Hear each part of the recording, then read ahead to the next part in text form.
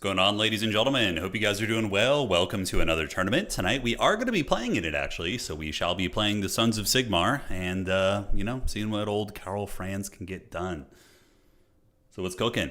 Tourney's going to be starting right now, actually. So let me head to the website, get the tournament started. We do have some big dogs in here, so time to shake off the rust and get absolutely wrecked. But we'll do it with style. We'll do it with floppy hats and big old cool greatswords. So let's refresh the tournament, and we're going to be generating the bracket right about now. There we are, there we are. Looking good, looking good. All right, so bracket is going to be generated. If you didn't check in, I'm sorry, we'll see you on the other side. Rock and roll, yeah, man, all day. All day. Finished recording the Marienburg campaigns. That's going to be going up throughout the week, which should be pretty great. No big deal. Just playing Danakin in game one. That'll be fun. Oh, God. All right. I always play him in round one, man. I don't know what the hell it is. Okay, old man. We'll call our lobby old man. All right, guys. The tournament's live. We got Danakin in round one. So we're playing the world champ. Former world champ, but still. Of that caliber. And that should be fun. All right, guys. Rest in pepperonis. We'll see you on the other side. Preparing my funeral here. Let me get this. I mean, I can get him like 1 in maybe 10 games, maybe. Round 1, we're live. Good luck, have fun. All right, guys, land chips to the win. We'll see. All right, so round 1 is live. Get those games going. And we got Danakin as our round 1 opponent. This is going to be very... You guys are about to see some scariness here. All right, so let me find Danakin. Isn't it like 5 a.m. for him, dog? I host these streams late at night just to dodge him so I don't have to get owned. And he just stays up till 5 a.m. You know, what can you do, man? What can you do? All right. We're up, dog. Okay. And then we have a map set right now. Let's see what it's going to be. All right. So those are the maps. And perfect. Turn, exciting news for Bannerlord. Someone has made a mod for co-op campaign. Supposedly co-op battles coming. Oh, wow, really? If that's true, that's pretty cool. Not an April Fool's joke. Oh, yeah, April Fool's is coming, isn't it? Shit, I always forget about that. I usually get caught. It usually gets me. Empire. Good luck, dog. So, Blazing Ramparts, Crystal Lake. Banning Crystal Lake maybe is going to be the play. I think we do it. Yeah, we're going to be banning Crystal Lake. Let's go ahead and do that. All right. Let's see what they pick. So we're playing Danakin on his strongest faction. This is going to be something here. So he's going to be banning Siege.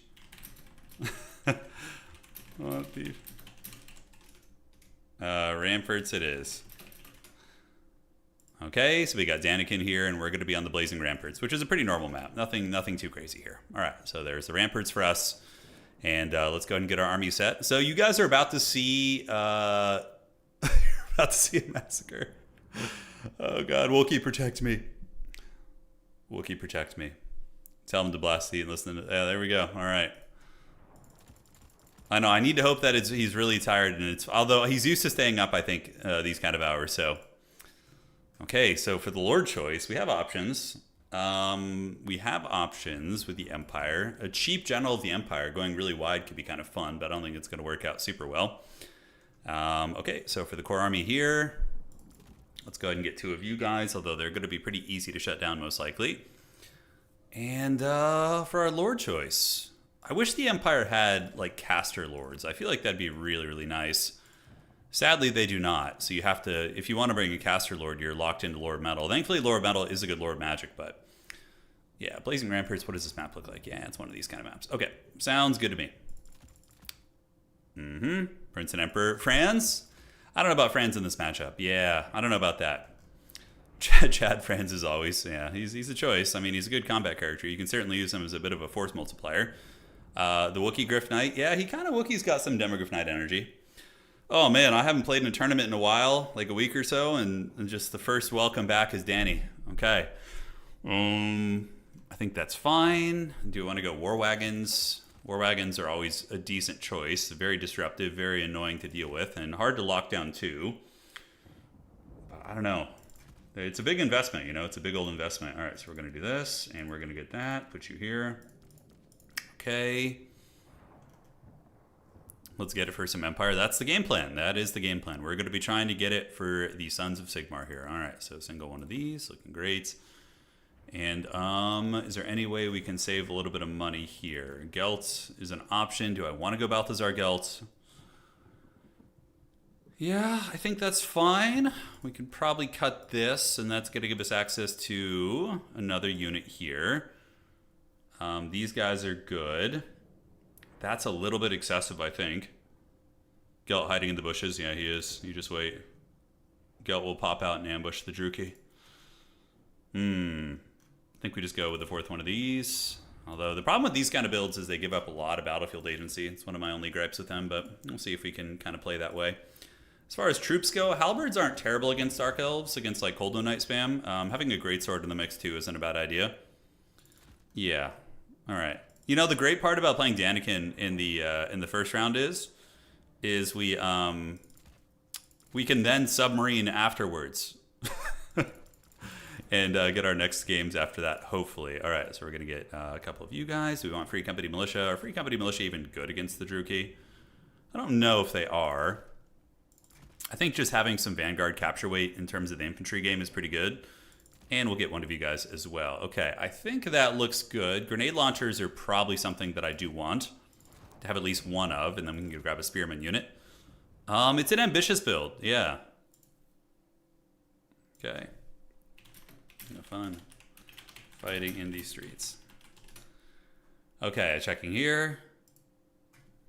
You probably checked. Okay, I'm going to see if I can get this gentleman back. Okay, so you do this. Gotta admin something. All right, guys, I gotta help somebody get added late to the tournament. Of course. You can play... Okay, one sec. Parmenion, go ahead and... I can take Alex's opponent if he's back. One moment, guys. Okay. And Booper. I think this is who it is.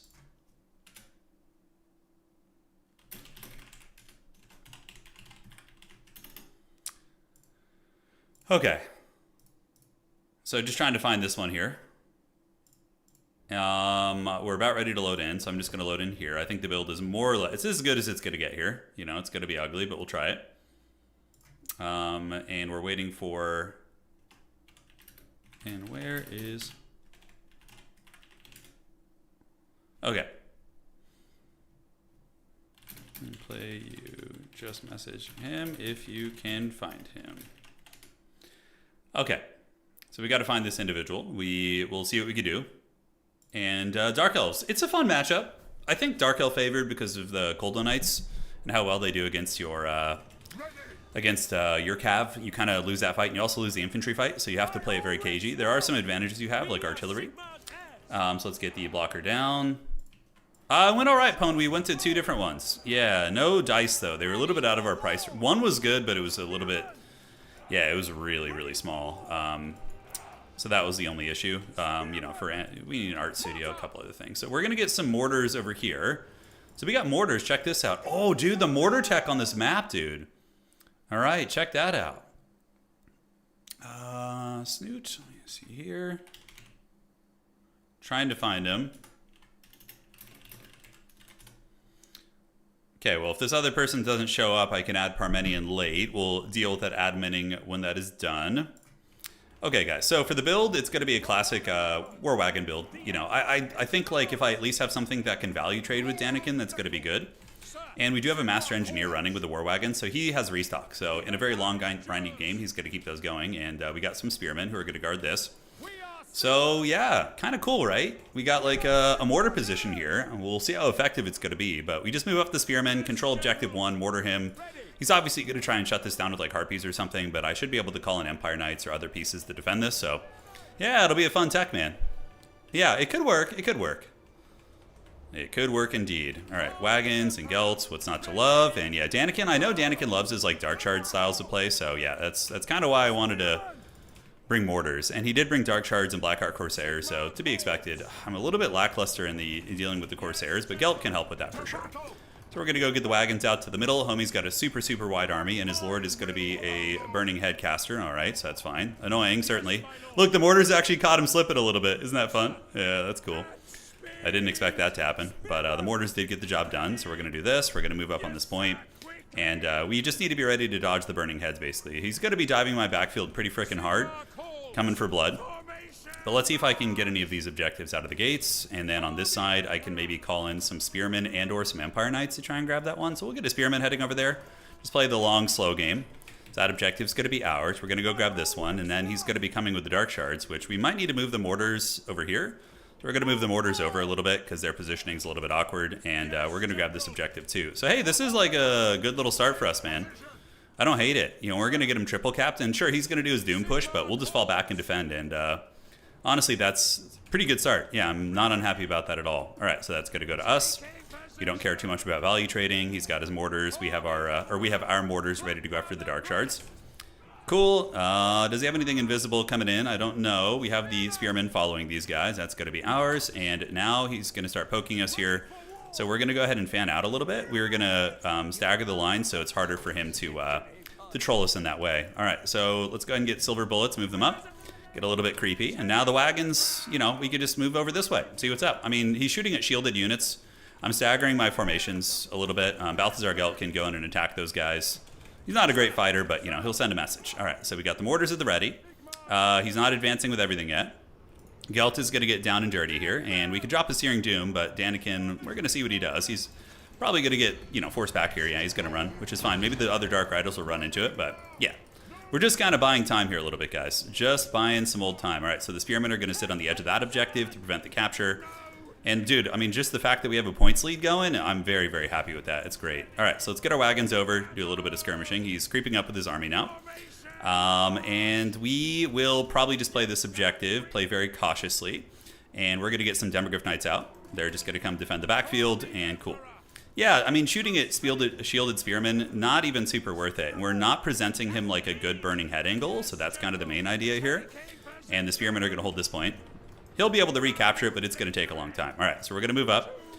Mortars are not quite in position, so let's get them over here. We're going to move the mortars like so. He's probably going to try and burning head the mortars. I got to just watch out and see if he's going to try that shit. Yeah, he might. Dark Rider repeater crossbows over there. Yeah, nasty, nasty. And the outside objective is going to be held. We can get some free company if we want to over there as well. Corsairs are going to bully us off that point eventually, but you know, since we have this points lead, it gives us a lot of cushion for the pushing. You know, a lot of time to relax. All right, we're going to go move up into the dark shards a little bit and just do some skirmishing. Mortars can come and get one here and one right here, which again, he's just going to retreat, but it ain't no big deal. All right, so the spearmen are holding on to that. We can start to pull back and yield that objective once those guys get closer, so I think we're going to do that a little bit. The mortars are about in range to start shooting, and the silver bullets are creeping up too, which is good. Okay. Honestly, this is as good of a start against Danakin as I could ask for. I haven't like taken big losses. I mean, he's going to get one spearman, boohoo, not a huge deal, but we're about to get a decent little ambush here as well. We're going to pull the Demogryph Knights over there to go protect them too. All right, so we hold on to the middle. I don't mind shooting even at swordsmen, just chaff units.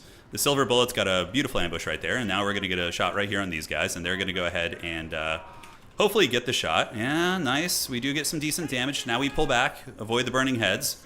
The mortars are shooting, and he's obviously going to run, but I'm happy to just kind of take this trade right now. So let's get another Demogryph Knight coming up. We're going to put him in 5 and 6. So 5 and 6. Great. So we got 2 demis out on the field. And yeah, you silver bullets can turn about face, start shooting the Dark Riders. He's going to try and bait me into some big, nasty burning head action, obviously. That's going to be the play for him. And he does reclaim that outside objective. The mortars are taking down the Dark Shards slowly but surely, man. Could be a lot worse. Could be a hell of a lot worse, you know? I'm not going to try and catch him slipping here. He's not going to let that happen. Yeah, here he goes. Okay, so we saw it coming. And did we dodge it? Oh my god, did we actually speed dodge a burning head? Oh, the big game plays, dog. The big game plays. Could this be the day? Could this be the one? All right, so the wagons are doing good. And we do see some speedy boys coming in. We're just going to form the ranks right there. Pull you guys back a little bit. And let the mortars keep trading. And it looks like there is going to be some diving here now. So let's go ahead and get you demis over this way to screen out there. And we can call in some Empire Knights just to sit on guard duty back here. Literally just going to sit on guard duty while the wagons are going to farm these guys. All right, so we're going to pull back a little bit. Pull back like so. Pull back. Because he might be going for a full court press here. We're going to see. We want to keep a little bit of capture weight on. Get these silver bullets turning about face. They can shoot at the Dark Riders here, run you guys down this way, keep these demis looping here. And maybe, just maybe, hold on to something here. I don't know. We're going to see. All right, so a couple Empire Cav going to come out. We're getting that damage right there. Let's send in the Demogryph Knights. Balthazar Gelt just waiting in the wings. And, yeah, obviously he's not going to want that smoke. So let's get you guys to go run down those Bleak Swords. Keep microing here. And honestly, that fight will probably favor us. It's Demogryph Knights versus a bunch of Dark Riders. So, yeah, I think we're okay with that, to be honest. All right, so they're getting blasted. Let's go ahead and switch the shots there. And the Demogryph Knights get a huge engagement, which is outstanding. And this big blob fight is going to be very good for us. We're going to get Gelt over here, and we can do a Searing Doom on this blob right there. We're just going to do a little something, something. In the meantime, Demi's doing pretty great. Spearmen come forward, get on these guys. And, yeah, this is pretty typical in this matchup. You usually do lose the objective, so... yeah, good Burning Head. You know, we weren't going to be able to dodge it forever. It was going to get us eventually, but we did get a huge Searing Doom on him right there. So we're going to take the wagons and rotate to the other side of the map and start to try and steal those objectives. We're going to pull you back, pull you guys back a little bit, get you back this way, and we're going to keep rolling, rolling, rolling as these are Velociraptor Cav. Okay, so let's shoot them with the wagons. You guys come right here, pull you down, and we're going to go ahead and do a big final transmutation. I don't hate this idea. There's not going to be too many other good opportunities, so we're just going to take that one. I think that's going to be fine. Let's shoot at these Dark Shards here, pull you guys back, pull you guys back. And we do get a huge bombard right there. Now, he's not really guarding this outside objective too heavily, so we're going to get 2 Free Company to move up and waddle towards that objective, and hopefully we get it. But we do get some good value trading here, all things considered. We got cold ones coming in, so let's go ahead and crack open a cold one with the boys. Mortars are shooting well, and yeah, the wagons are, you know, they're getting in there, but he does have a lot of Cold One Knights, and like I said, they are a very problematic unit for us to deal with. Okay, Demogryph's going to pull back a little bit. The wagons are getting some good DPS. We got the Free Company Militia rolling this way. Let's keep the wagons going here. And Gelt can do a Searing Doom right there on those guys. Great. All right, so the Spearmen have engaged against the Cold One boys. What are the units that we have back here that we can call in that would be helpful? A Halberdier wouldn't be a bad choice, honestly, so we're going to move the Halberdiers up. And the wagons are going to rotate this way, see what they can get done, and hope for the best. We did kind of lose that fight over there a little bit, which is strange, but yeah, I thought we would do a little bit better there. Demogryphs are up trading here. The mortars are, or the Dark Shards are getting close, a bit of a problem, certainly. Spearmen move up, and let's snipe the enemy lord right here if we can. Danakin caught slipping a little bit, which is very rare, but we'll take it. And we need to get our restocks going too. And the enemy lord is maybe going to get Balthazar Gelted. We'll have to see. But we're losing a lot of ground now. Yeah, it's a problem. And the Dark Shards are getting in range to actually start giving us grief. We can call in a Desperation Grenade Launcher right here and just rip some shots. Because, yeah, sure, we're value trading with the wagons, but getting actual ground back is going to be incredibly difficult. All right, let's run back that way. Pull these guys here. And, yeah, the demis are doing all right with a little bit of halberd support. The Grenade Launchers, we can charge into these guys here, see what we can do. Pull you guys back. Just got to value trade where we can. What can we possibly call out right now? Don't have a whole lot. We got to unsummon what we can. And, yeah, we're just kind of scurrying around with our character. We're going to bring Gelt back here, and we're going to drop a little bombardment on these guys. And how are the Halberdiers doing? Are they getting in? They grinding? They're trying their best. All right, Wagon Brigade is getting run down. Value is, like, slightly favored for me, but it doesn't matter too much. We're going to go ahead and get a Overcasted Final Transmutation on you. At least try and get a Lord Snipe for some leadership shenanigans. And the Grenade Launchers, we'll see if they win that. Yeah. So the enemy lord is getting attacked. Gelt getting a fat charge bonus, which is great. We're going to move you back. Keep juking this way. The wagon's kiting effectively enough. Let's get the Free Company heading over to that objective there. And the enemy lord is low.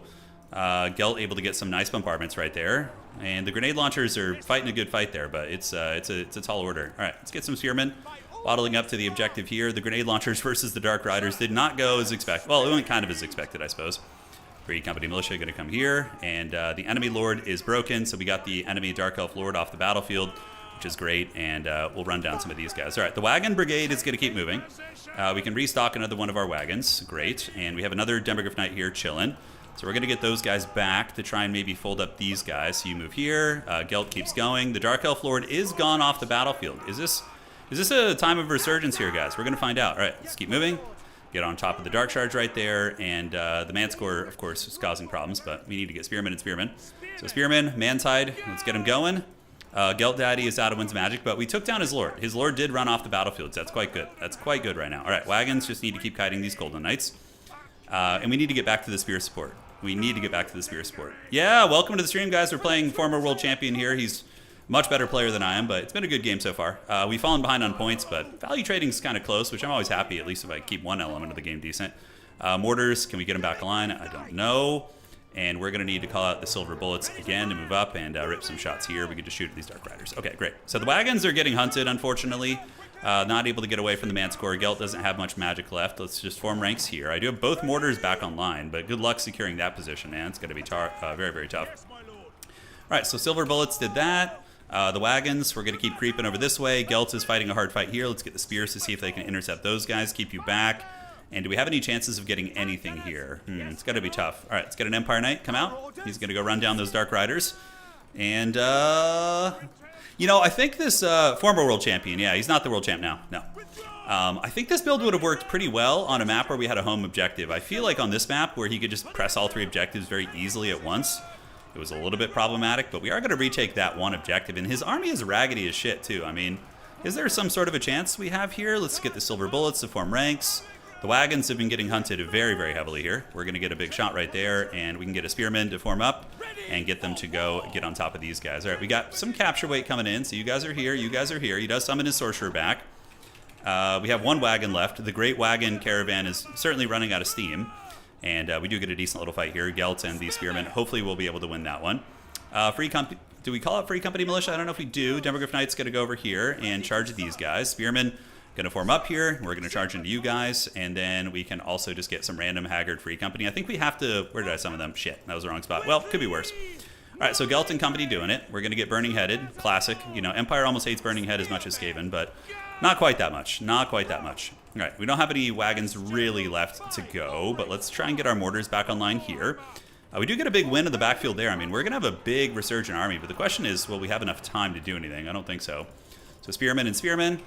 Looking good. We're going to move you guys up, And the Demogryph Knights, we can just use them to fight here. Empire Heavy Cav, let's go run down the Dark Shards. You keep kind of the Manticore, and we do get the objective. That's pretty great, actually. It's pretty great. You know, if this game was a little bit longer, we might actually win this shit. Yeah, this is kind of cool. All right, let's get in there. That objective belongs to us. And yeah, we got 2 spearmen coming there, so that's going to be the play for that objective. Then we just need to find a way to get the middle. So we're going to waddle to the middle objective, although I don't know. Yeah, so you guys fight here, you guys get into the Dark Riders, and you guys need to move up. Silver bullets, just shoot whatever the hell you can.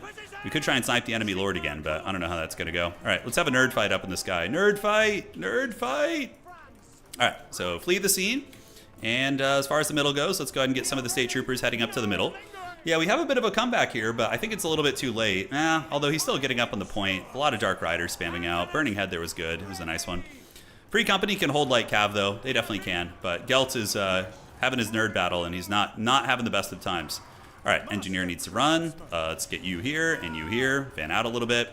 The mortar attack was interesting. It did do some good damage against the Dark Shards in the beginning, but probably not enough. Let's get on these Dark Shards right here. Take these guys down.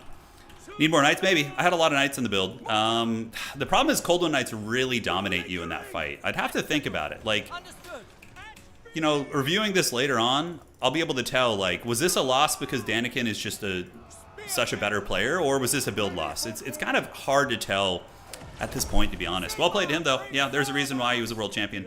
GG, well played. Yeah, home point would have been nice. We could have traded, you know, defended easier, held the point, you know, because there we got triple cap, so we had less time. Yeah. GG, dog. Let me do it.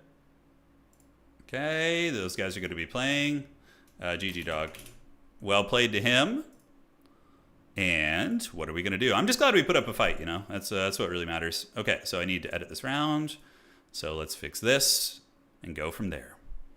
Yeah, the mortars, though, were a tech against Dark Shards, which I know Danakin loves. And they did about pay for themselves. But yeah, I mean, the problem is if I don't have the mortars, the Dark Shards just march your wagons down and you can't do anything. So the mortars were kind of the parity breaking unit. Demis did fine. Silver bullets did pretty good. You know, I thought the build was decent. I thought it was decent. A cannon could have been all right too, but cannons do not deal with Dark Shards. If you get marched down by 3 Dark Shards, you're gonna have a bad time. All right, so Parmenion. Okay, so just doing a little bit of admin stuff, guys. Give me 1 second. Perfect. There we go. Just accuse him of cheating. I know. That's how you do it, man. You got to call him out. All good, though, guys. Our goal tonight is just to have a winning record. So if we can go at least 3-2, that's going to be pretty sweet because we have some of the best players in the world playing tonight. But if we can get to the semifinals by going 4-1, that'd be pretty awesome as well. And yeah. GG, Danakin. Always a pleasure to play you. Long rifle's very good there, Max. It is. It's a very viable option. Personally, though, I'm a much bigger enjoyer of war wagons. I think like this is better as a template for the build, right? Because Balthazar Gelt was great. He punished the cold ones, and he got final transmutations. Like Danakin and good Dark Elf players will often just shut down your... Because if you go for Hawklands, they just push you, and you get forced back. Like, if it's a really big map, like, I think you can get away with Hawklands, but on that map, I don't think so. I think you would just push them down. Yeah, there's options though, but I think this is the foundation. But we spent that other 2,500 gold not super efficiently. So probably going for, I don't know what we would use out of the gates, you know? Did we just go like much wider with infantry? Like something like real crazy? But you like the Black Art Corsairs are good, but Greatswords get punished by Dark Charge really badly. So it's tricky. It's a hard matchup to figure out. Granted, we did equally value trade, right? We just lost on objectives. So holding ground was more of the issue, but the value trading, I think we were ahead at the end, actually. I think we had a stronger army on the field, so just needed to hold a little bit better. At least find a way to hold on to one objective. Just one. Just get one in there and hold it. So I almost wonder if like a big combat lord's better, like going for like a Toddy or something, you know, Crush the Weak, Foe Seeker, Midland Runefang. Then you can get another Harry Potter as well. What kind of a magic? Death would be pretty good, actually, because when we start seeing those like Coldon Knights coming out, we could just Buna spam them. So maybe just like a Buna spammer would be good, and then we can open up with like just one powder unit out of the gates. But I think we maybe just want some more chaff. Like something like this could be a better opening build. You have a more decisive combat character who can dive, because he didn't have a way to stop like a big guy from shutting down his archers, except Coldon Knights. So like a character like Toddy could have probably jumped in and gotten away and harassed the archer line effectively too. Yeah, it's so fun, man. That's what's so fun about this game in general is like theory crafting, you know, figuring out what builds work, what don't, experimenting. It's just, it's what keeps this game rich, you know. Anyways, guys, enough about myself. How about you? How you guys been? You guys been all right? Life's been treating you well? I sure hope so. Let's refresh. Yeah, so we got 3 games playing right now. Cool. And let me tell this guy, it's all good. Just report when you do it. Will you try Warhammer 4? Says Philipsbert. You mean Total War Warhammer 40k? Yes, I will. Absolutely. Absolutely. There's not going to be a 4th version of this game. Templeoff Luminarch? No. Templeoff is okay in some matchups, actually, but not in that one. No, definitely not the case. The Steam Tank Commander's all right. I don't think he's worth it after the nerfs. You know, like a Sunmaker could be all right. Like going Sunmaker with like a big old army, like a huge battle line. Like I'm talking like Mantide, right? So we get, because you saw how quickly he folded my lines with the frickin' with his Corsairs. You know, they were pretty rough. You could do like a big army like this. This could be kind of an interesting concept, although it'd be hard to defend. What do you go, Marcus? You go Marcus Chad Hart with Hunter Snare, yeah, and then you get like a Harry Potter with like, I don't know, maybe fire to cook down the Dark Shard units. There's a lot of ways to explore it, man. Well, it'd be better if it was this modded tournament. Yeah, you really like the modded tournaments, don't you, Cave? We'll do them like once a week. It's not going to be something we do all the time, but you know, because I like to focus on the actual metagame of the game. But modded tournaments are a fun thing to splash in, and we'll definitely do more of them. And no more Jade-Blooded Vampires, though. They're way too OP. Carl Friends with Cannons. What do they make Total War Age of Sigmar? I would still probably give it a chance, because even though I'm not a huge fan of the setting, if the game itself was fun to play and the factions were fun to interact with one another, I could get behind playing multiplayer in it. That's for sure. But again, I don't think Sigmar would make a very good Total War game because of the fact that the realm system would be really weird. Like you have the realm of, you know, Haish and like these portals that take you between realms. I think it would be kind of a weak campaign experience aesthetically.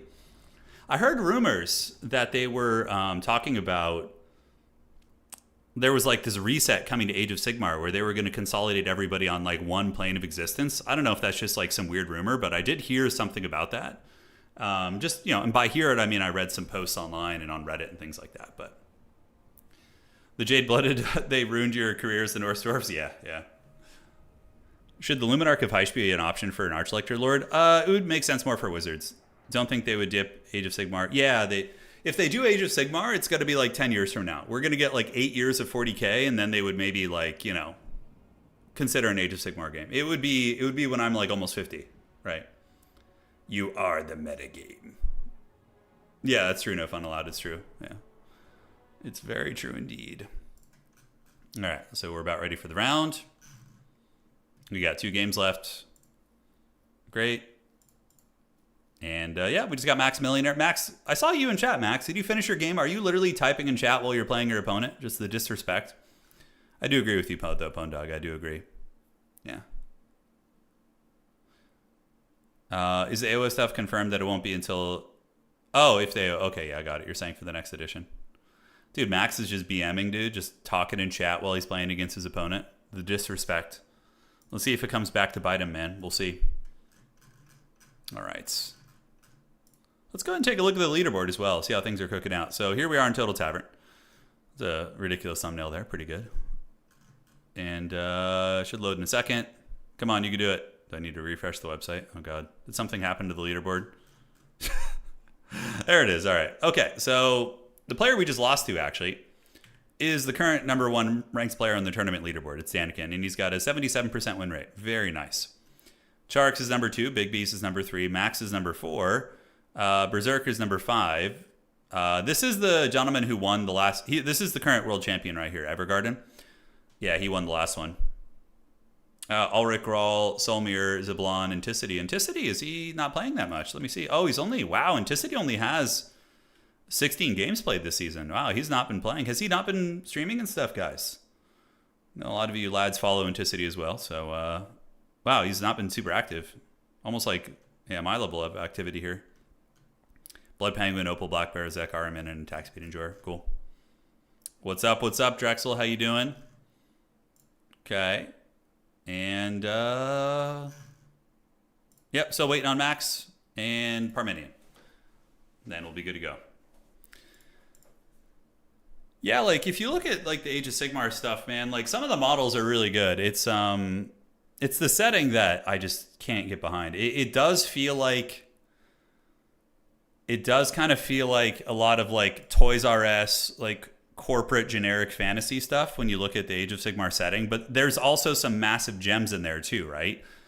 There's some really cool stuff, especially when you go to, like, yeah, I mean, some of the Chaos stuff's amazing. Like, I love the new Nurgle stuff. They look so freaking good. But yeah, a lot of it is kind of like 90s Toys R Us corporate blight in the form of, like, a fantasy game, but, you know, there are gems in there too. And I think a lot of my sentiment comes from the Stormcast Eternals. Like, these models are amazing. I mean, the Games Workshop knocked those out of the park. They look so freaking good. Yeah. Skavener, of course, amazing. But again, they're derivative from fantasy. They're pretty much just fantasy reworked. No, not at all, Space Laser, no. It depends on what part of California you're in. I love California myself. It does, of course, have its issues, but so does every state, you know?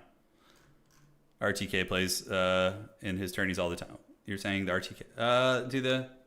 No, they all play there, Miguel. They just often don't have their clan tags and their names, but yeah, like, I can see... okay, let me see. I think I see at least 3 RTK guys playing tonight, maybe. I'm not sure. There's a couple of them. I don't know what clan these guys are in, but no, they definitely do. Oh, yeah, no. Well, the appeal of Age of Sigmar, too, is, like, you know... Age of Sigmar is like a catchy pop song, you know? Like, you can show it to anybody, even if they're not interested in music or they're not interested in that genre of music, and they're going to be like, oh, this song's catchy. It's objectively catchy, right? Like, Warhammer Fantasy is like an obscure, like, grunge metal song from, like, 1992 from a band that you haven't heard about. That's, like... it's harder to get people into it, you know? And rightfully so. There are some issues with, like, Warhammer Fantasy as a game, even... Warhammer the Old World, not only does it have big balance issues, but it also is, like, very frustrating rules-wise to learn. Like, the whole rank and file formations, wheeling your formations, having movement trays for all of your formations. There's a lot of really obnoxious shit about it, you know? Granted, I love seeing the big armies clash. So for me, it's great. Yeah. You got asked to leave from a GW store for calling them Sigmarines bunch? Oh my god, dude, that's some neckbeardy game store energy right there for sure. Yeah, still waiting on these guys. All right. How much longer? Okay.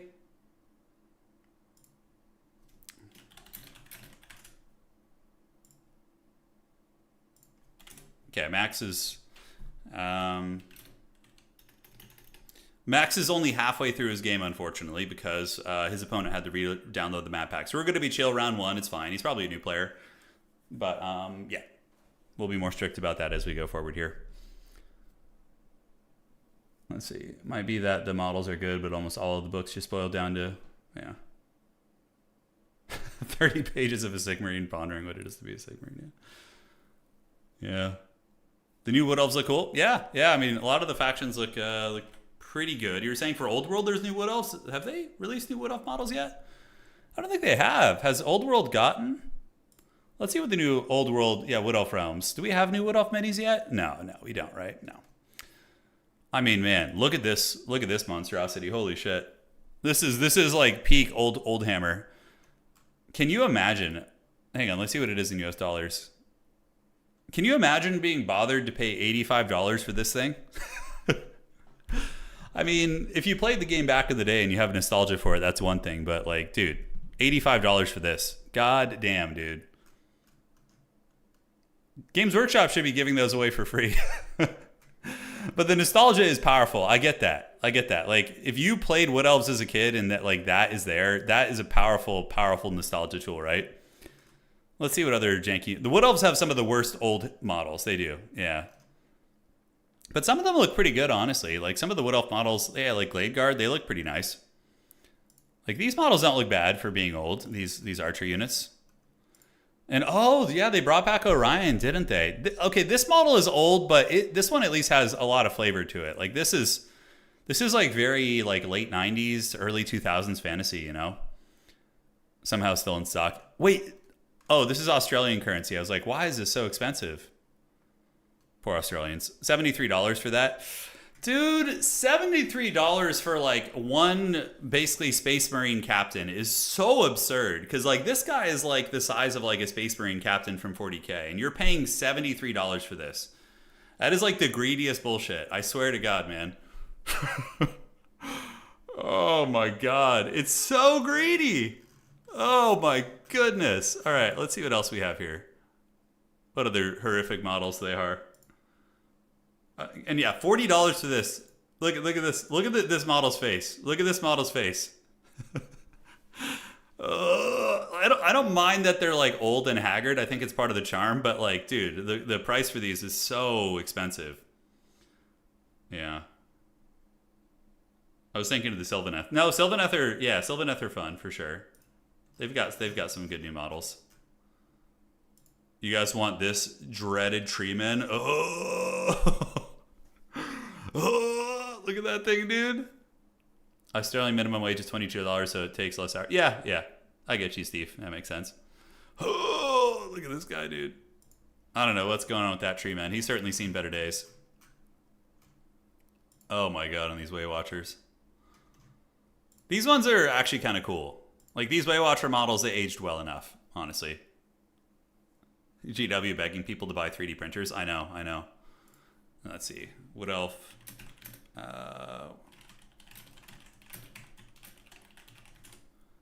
Okay, so we're checking here, looking. The round should be finishing soon, guys. Yeah, there's like so many... Isn't that funny? Yeah, look at this. Oh, this website is just straight up like IP theft, I think. I don't know this website, yeah, so I'm not gonna. But there's so many like proxy armies you can find online that just like, yeah. That I know you could put that Treeman in your backyard and it would scare away the crows. It absolutely would. Okay, looks like they're done. Thank you. And we're just waiting on Max to finish his game, and we should be good. GW should just sell 3D printers and filament. I mean, I could see that happening someday. Are people selling 3D printed armies? Oh, dude, all freaking day, Pone. Yeah, you could buy like full Trench Crusade armies, like 3D printed and painted. It's very common, yeah. If you go to like eBay, Etsy. Etsy is a website where people do a lot of like 3D printing. So let me see. So Trench Crusade 3D printed army. Or Wood Elf army. Okay, one sec. Weight Watchers, I know. Yeah, so you can come here, for example. So I just went to Etsy, which is like a website, and there's tons of people printing it. So this is like, I just searched Wood Elf Warhammer Fantasy Army, okay? So you can just order 3D printed models, which are honestly pretty good quality, a lot of them, right? Yeah, and these are Highland miniatures. So like this, for example, I don't know who these guys are, but you can see all these like tree men, right? So you could get these like proxy tree men, these proxy dryads. It's from a third-party company, and somebody just prints out the minis. These are still relatively expensive, but if you had your own 3D printer, you know, you could get this. But like paying like $8 for a character as opposed to like 5 million, you know, get a batch of dryads. It's certainly cheaper than Games Workshop. This isn't the cheapest listing though. It's not. Like there's gonna be other ones that are probably a little bit more affordable. You get this like cool Wood Elf Lord up on a dragon, for example. Yeah, look at this one.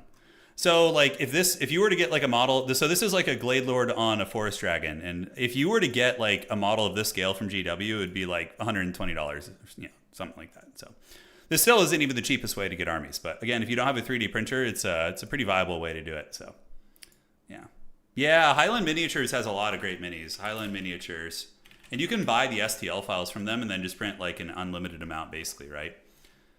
Yeah, so they've got some good stuff. Yeah, this is the let me make sure Max isn't done before we carry on our wayward son. Okay. We'll be starting here in a second. Great. All right. So this is where I know when Warhammer Fantasy was out of print, this is where a lot of people like would get their minis from. Yeah, I think this is Highland Miniatures. Yeah, so you have the sewer vermin. So these are like pretty good proxies, right? Yeah. So like you could buy an STL file for like, I don't know, $20 and print like 5,000 of these rats if you want to, if you have a printer. Like you could get some of the vermin shooter teams. Look at this. Yeah, vermin shooter team. Legally distinct rats with miniguns. I love it. Yeah, so like these guys. I mean, they're not quite as cool as the new ones from Games Workshop, but you know, on a budget, hey man, what the hell? What the hell? So let's do that and refresh. Okay. So let me announce to the players, apologize for the delay. We are approaching the 45-minute mark, so one game in 45 minutes, Classic Total War Tournament. Next round will be starting in a moment. One newer player had technical difficulty. We will be more strict in future rounds. All right. How have they not gotten a cheese and desist letter? Oh, I thought you said cheese and desist like rats. Yeah. Okay.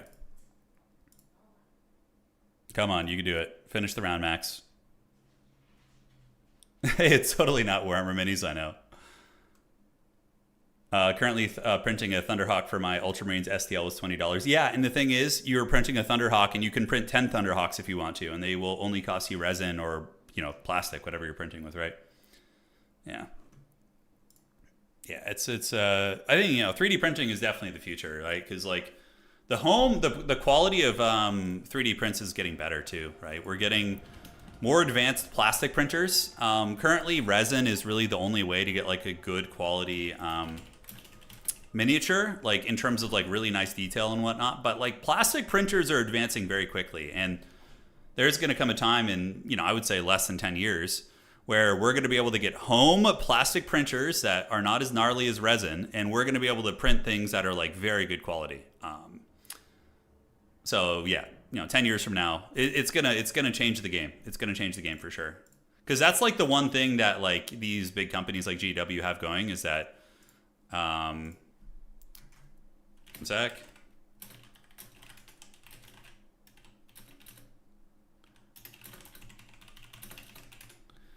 Okay, great.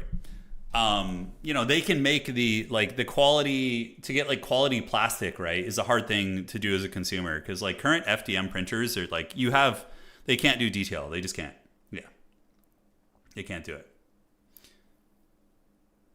Okay. Okay, no problem.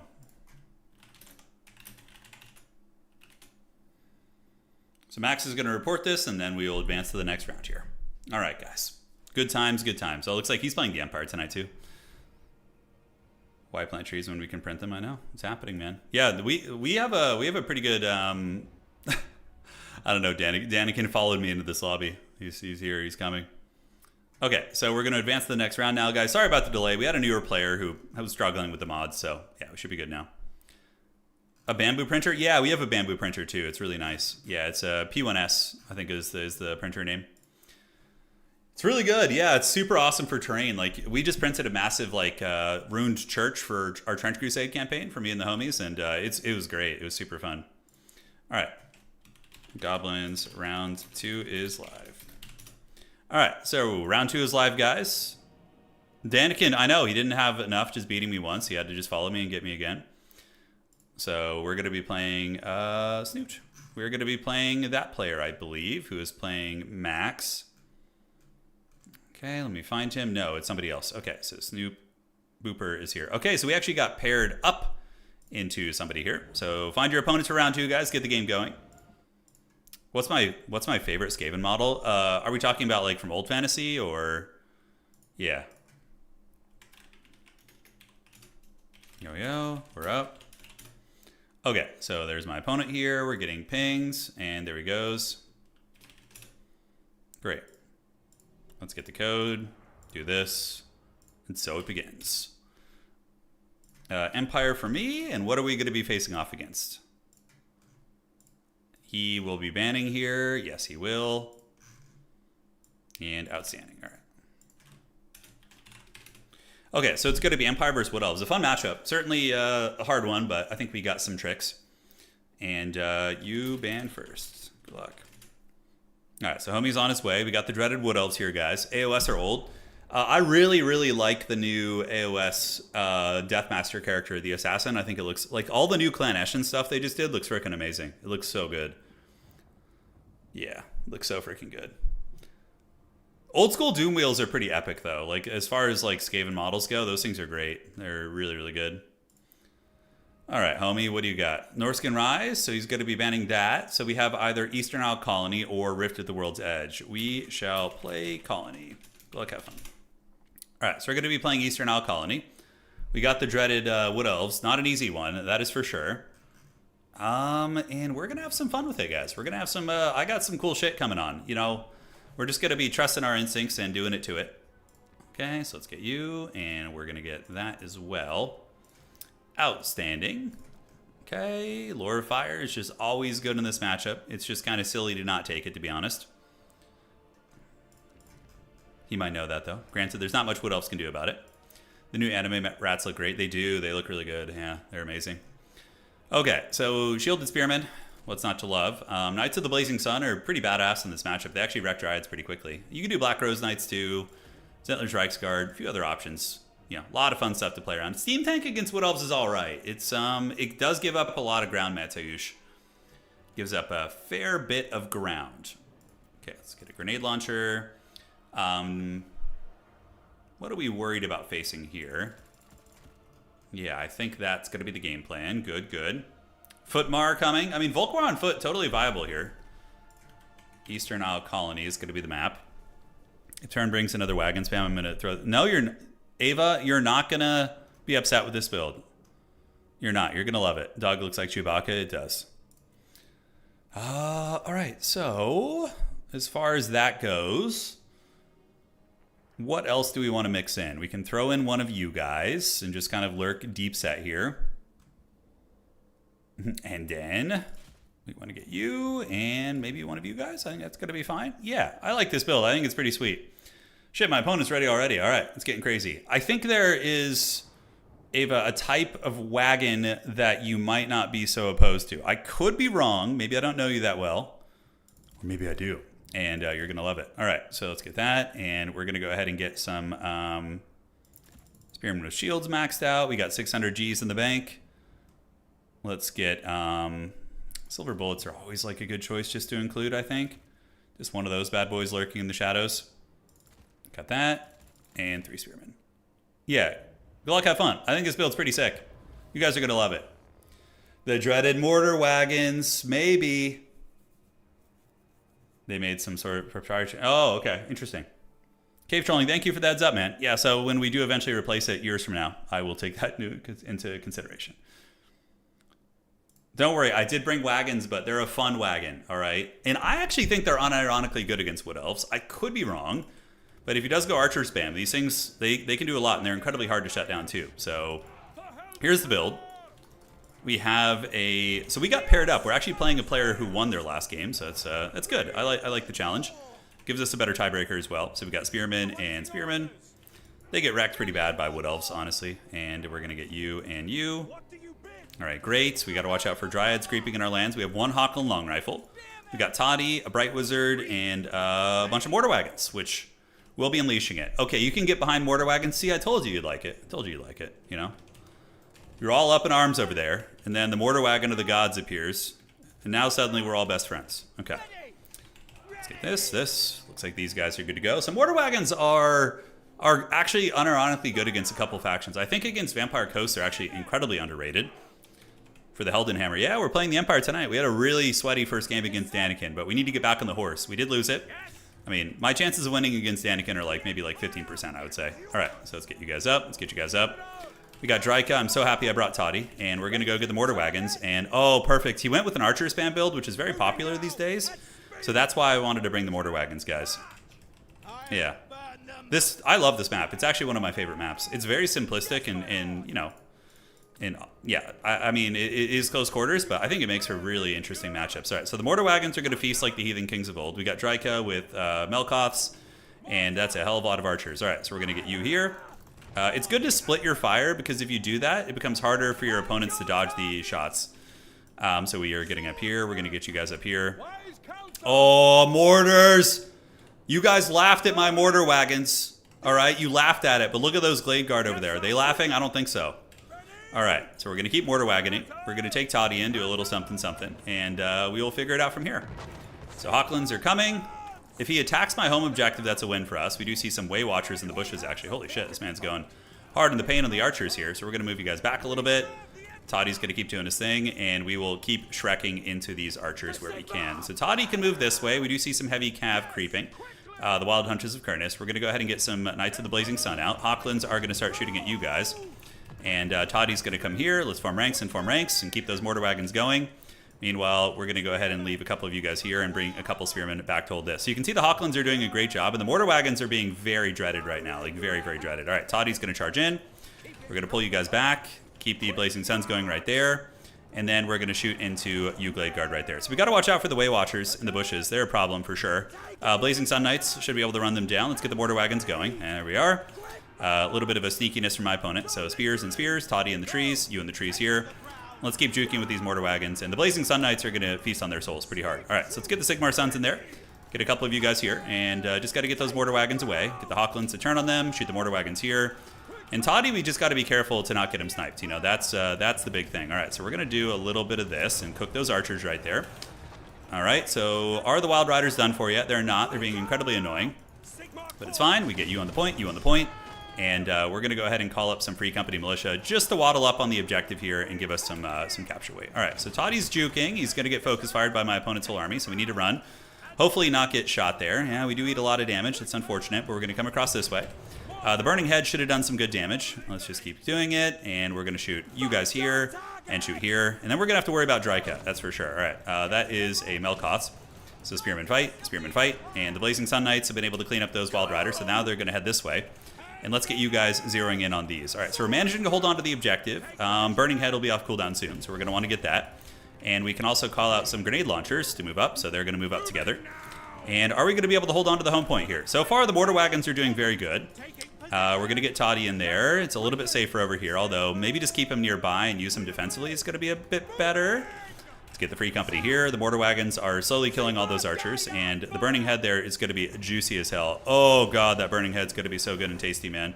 All right, let's get you guys on the Dryads. The Burning Head is going to end their careers, and the back objective we're going to hold on to. The Wagons and the Hocklands. Hocklands need to zero in on the Glade Guard, I guess. I guess that's fine. And we do annihilate him off this objective. Granted, I also got friendly fired a little bit, so we're going to need to find a way to hold on to that one. Now, I have a trick for the other units here. I think we need a Blazing Sun character soon. Let's go ahead and start shooting at you guys. Shoot at you guys. And let's get these Blazing Chads. We might need them back here, although I think we're going to have to figure this out because he's got some cav coming in. Big pressures on the way. We are pulling up on value, but I think you guys need to get back. You guys need to get back. And we got to call in some sort of an Empire Knight to deal with that. All right, so we managed to hold the side objective, which is incredibly massive, actually. We're going to get the grenade launchers on it, pull you guys back here. Toddy's going to come back here, too. We are getting folded a little bit here, which is okay. It's not the end of the world. We have a value trading build, and we managed to hold on to that point, which is pretty big. So let's get you guys to grenade here, and then we're going to call in another Knight of the Blazing Sun. One of my favorite units, by the way. I love Blazing Sun Knights. They're so freaking cool. All right, so value trading is going all right. Let's get the Spearmen back on the objective. The grenade launchers are doing it. Toddy's going to come and help dive here, and we're going to see those Wild Riders get wrecked by the Blazing Sun Knights. My opponent has good micro, though, so they're able to dodge that. So we're going to get you here, you right here, and one mortar shot right there as well. And just start to saturate in on them, right? That's going to be the game plan. All right, Blazing Sun Knights are going. We do get a decent little charge here. Got to make sure Toddy doesn't get lit up. We're going to pull the Burning Headcaster here, and we're going to do a Burning Head right down the line on those guys, which is going to be great. All right, unsummon the Spearmen, and we do have some idle Blazing Suns over here. Let's get you guys out there. You're going to come across and fight these guys, these Wild Riders. Let's engage, pull you guys back. We got to be really careful, because in the late game, Toddy will carry for us. But if we let him get kind of karate chopped here, it's not going to be so good. Let's pull the grenades back. You guys keep going after the Wild Riders. And Toddy is just going to play very defensively in the backfield. As long as we hold on to one objective, we're not in like massive danger of losing. You know what I'm saying? We're gonna be all right. All right, let's go here. Toddbringer is going to come help clean these guys up. Let's get these grenade launchers back. And the Burning Head there was kind of cute. Not bad at all. All right, so let's reinforce the objective that we own. We're just going to send a Man-Tide over there, just like dudes for the Dude Tide. 900 gold, 15 capture weight. Not going to be terrible. He does get my grenade launchers offline. This guy's got pretty good micro. Hopefully the Blazing Suns will actually keep pace, and I won't just give him free units. Yeah, we got some spears coming over there. Burning Wizard is trying his best. Blazing Suns are all up on him. And let's get the Hawklands about face to shoot these guys. And yeah, we're still hanging in there, man. We're still hanging in there. We are up in value pretty heavily. He's going to lose another cav unit here. Hawklands are still shooting. We don't know where his sneaky archers went, so let's get you in the bushes here. He is threatening to steal that objective, but another Wild Rider does go in the trash can, which is great. We need to unsummon everybody that we can also. All right. So Blazing Suns are trying. We do see some archers in the trees. Let's go ahead and mortar shoot here. You're going to hide there. And now we need to get a little bit of capture weight actually coming to fight for our home objective. Because we don't want to fall too far behind here, you know? We don't want to fall too far behind. But his army is really, really raggedy right now. It's pretty haggard. It's seen better days. All right, let's get a Burning Head down the pipe on you guys. Hawkland's going to come this way. Toddbringer is God knows where. Let's go get him to chase these spears off. Burning Head there was pretty good, and it synergizes pretty damn well with some of those units. One of the Blazing Suns is here. The other one is in the backfield. Let's go get them to help secure that point. And then you guys need to move up this way. And where the hell did my Hawklands go? There they are. All right, so let's get them to zero into the Wild Riders right there. Yeah, it's tricky. This is a close fight, actually. I mean, it's gonna be kind of tight. Blazing Suns, finish you guys off. We got Spearmen arriving up at the objective, so we just need to get them on the point, get you on the point. You guys fight the Dryads, even though it's a bad fight. Somebody's got to do it. And we do have Hawkland support. All right, Toddy's trying to help. A couple Blazing Sun Knights fighting spears, but at this point, I'm just going to kind of let them do their thing. As far as the home objective goes, we're going to need a little bit more capture weight here, so let's get two of you guys moving up this way. The Man-Tide is coming into fruition for sure. All right, so you shoot there, and mortar wagons shoot here, and one of them can shoot at these guys. Gotta spread the level a little bit, but Toddy should be able to terror out his way through there. We need the Blazing Suns to intercept those Wild Riders. And eventually, I think Toddy will be able to get this home objective back. And we can even call in some free company from the outside to get a better angle on that objective. We're going to try. All right, so Spearmen are holding, but massive numbers of evil elves over there. Certainly not your friendly neighborhood elves. We do break that position, so we're going to get the home objective back. We get a couple dudes coming. These Eternal Guards should be pretty easy to terror out them. But yeah, the game is still pretty early on. Blazing Suns are like a hard counter against Dryads too. They're very, very good there. All right, I need to save up for Zentler's Reichsguard. Yeah, this guy's pretty good. Strong player, man. This is a strong player here. It's going to be a good game. All right, let's shoot. Dryads are doing their thing, but you see how raggedy his army is from the haggard mortar wagons that everybody laughed at. You know, they laughed until it was too late. All right, let's unsummon you guys. Get you guys up here, and then we're going to send Toddy over to the side to go help reclaim that. Dryka is actually damaged from overcasting, I think. A little bit hard to tell what it was. We do have a Burning Head. We're going to get him right there. You know how much trees love the Burning Head? They don't. That's the secret. And the Free Company Militia will get this. We got 3 infantry units here. His Archer Corps is really beat up. And we need Toddy to be healthy for the late game, right? Zentler's Reichsguard are for sure going to be our next call-in. They're very impactful. Very, very hard to shift. Can we go after Dryka yet? Not yet. Home objective is going to go to us. We do see Wild Riders coming in. So let's form up here, and form up here, and we're going to get the Free Company back and behind. And yeah, let's just attack into Dryka. I don't know what the archer situation is here, so I think we're all right. And we can start shooting at you guys. Mortar wagons. We're going to get a lot of value when we unsummon them, actually. So we'll shoot those healthy dryads back there. Trying to cycle charge in. And yeah, we need some capture weight over here. Let's go ahead and just call in the Reichsguard Knights. Yeah, let's get them up. They're going to come. Yeah, Toddy almost got killed, actually, so a little bit sketchy. He's trying to dive my backfield. We'll get the Reichsguard Knights to come and intercept. We just got to hold on to that one objective a little while longer. Let's turn you. You guys snipe Dryka down, and we're going to start sending more troopers to that side objective. So let's get Free Company coming up. And yep, we're going to get back. You guys charge here. Toddy comes and breaks their leadership and whatnot. And you guys hold, and you guys hold. All right, so Dryka's getting danger low. The Reichsguard Knights do get a great intercept on those Wild Riders. So they're going to be paying the iron price. Got to finish off these damn archers, man. They're super troll. Get more units coming up here. We're still in an okay position to win on just the couple, but we need to definitely send some units over to this direction, I think. Toddy's getting a little bit danger close to being sniped, so we need to run away with him. We don't want to be the one losing our lord here in this game. It's got to be my opponent.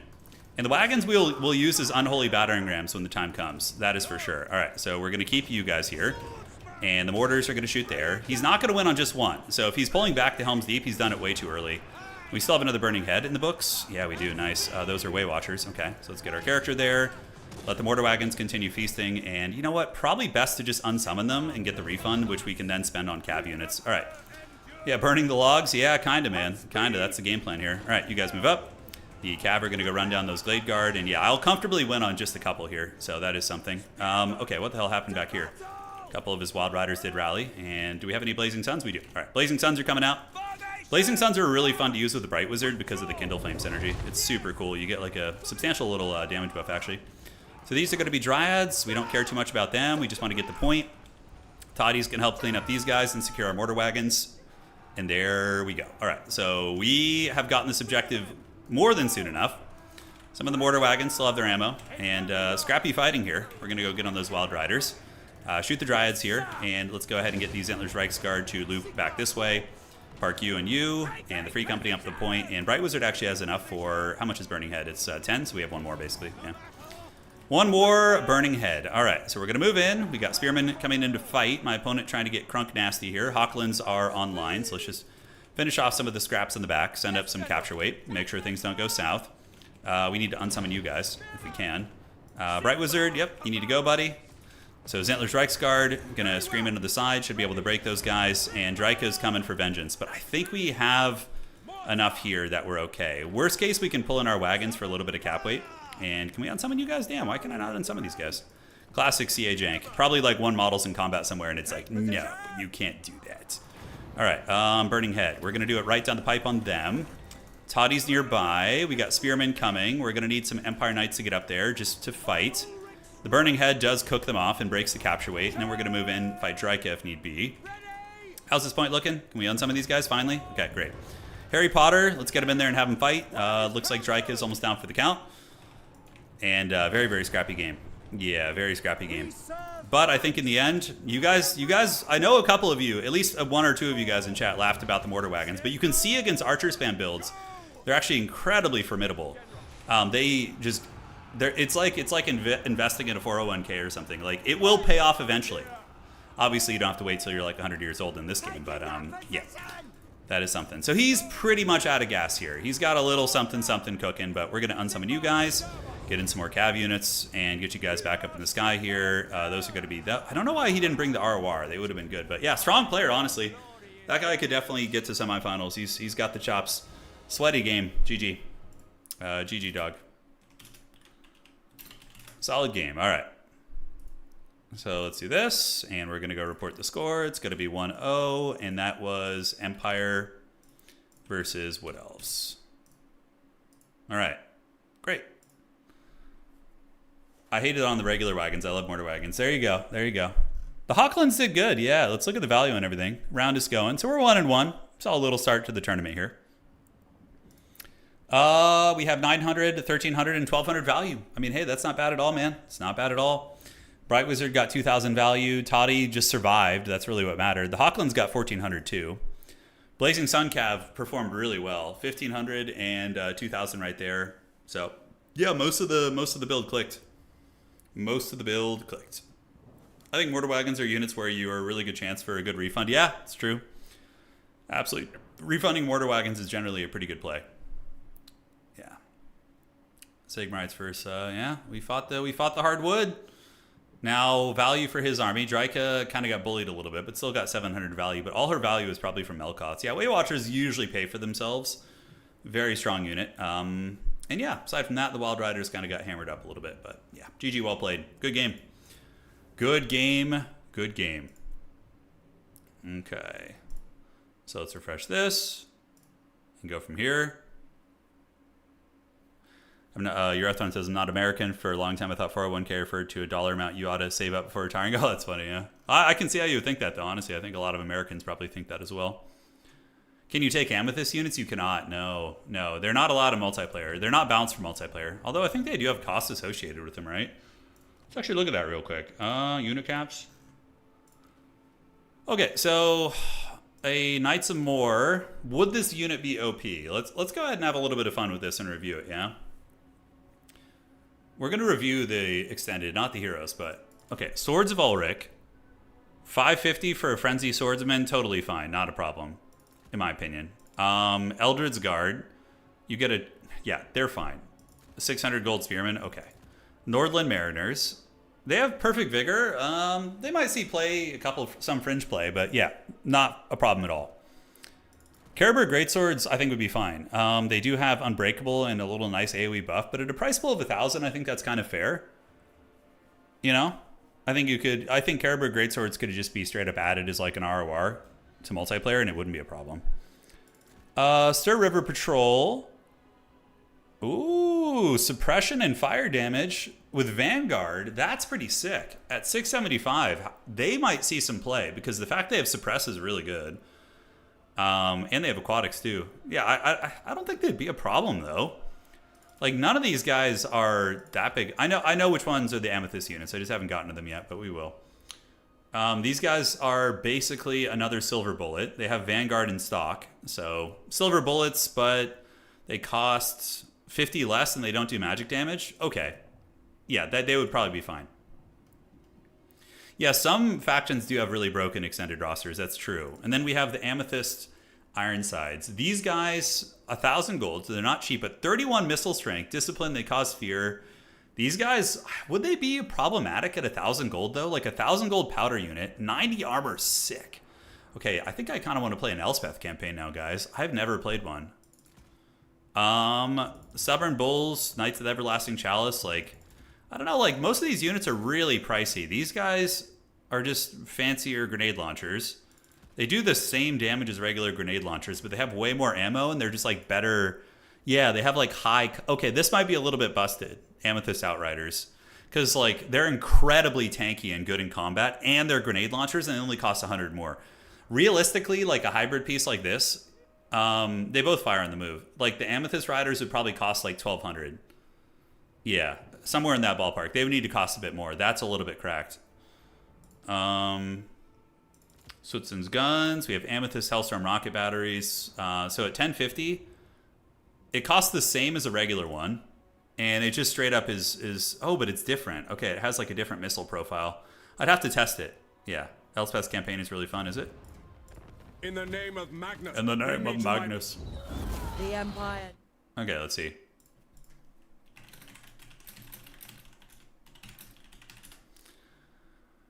Okay, so Exa School of Gunnery, research rate, gunnery units are cheaper, double experience gain. I mean, this sounds like my kind of faction, dude.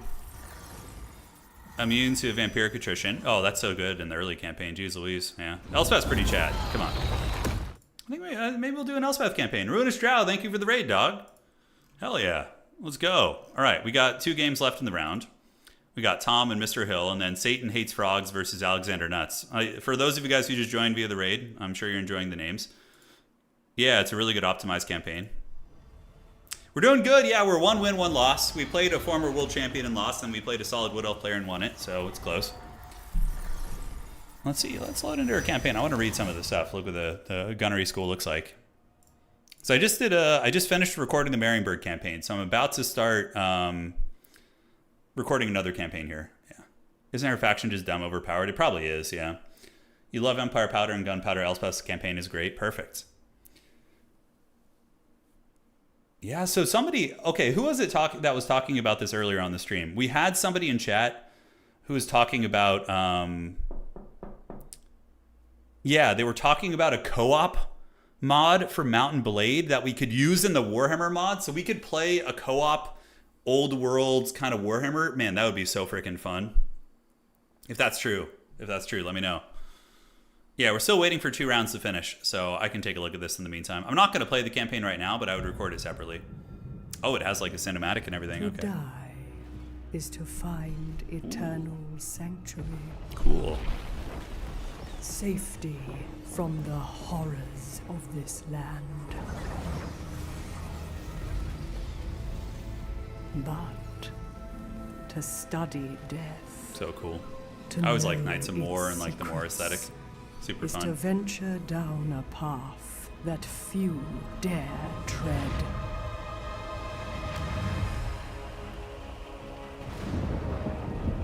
Atop her blackened tower, the graveyard rose, Elspeth von Draken fights to protect the fallen, driving back the forces of evil.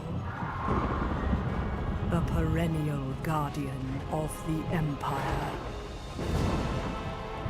Beneath death's shadow, our enemies fall.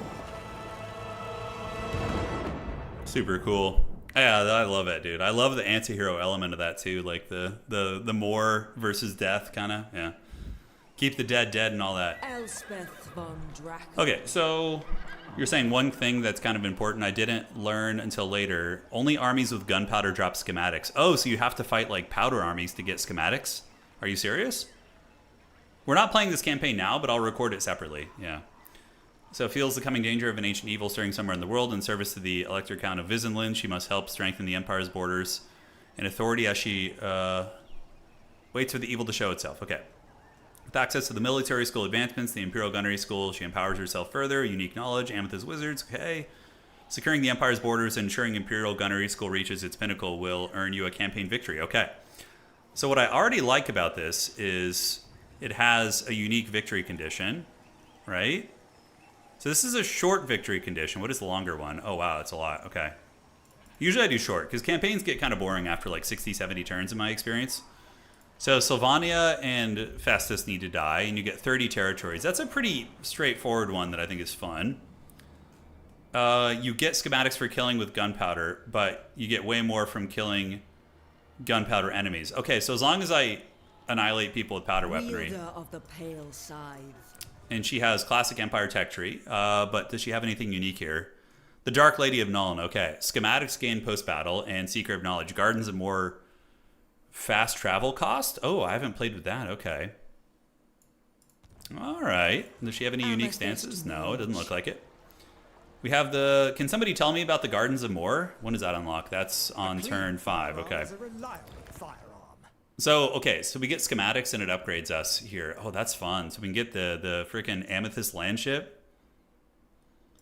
We can get the steam tank. I mean, come on. You just got to go Amethyst Hellstorm rocket batteries. Who isn't going to do that? That's like the most fun shit. Like, I would want a battle of Amethyst Ironsides backed up by Amethyst Hellstorms.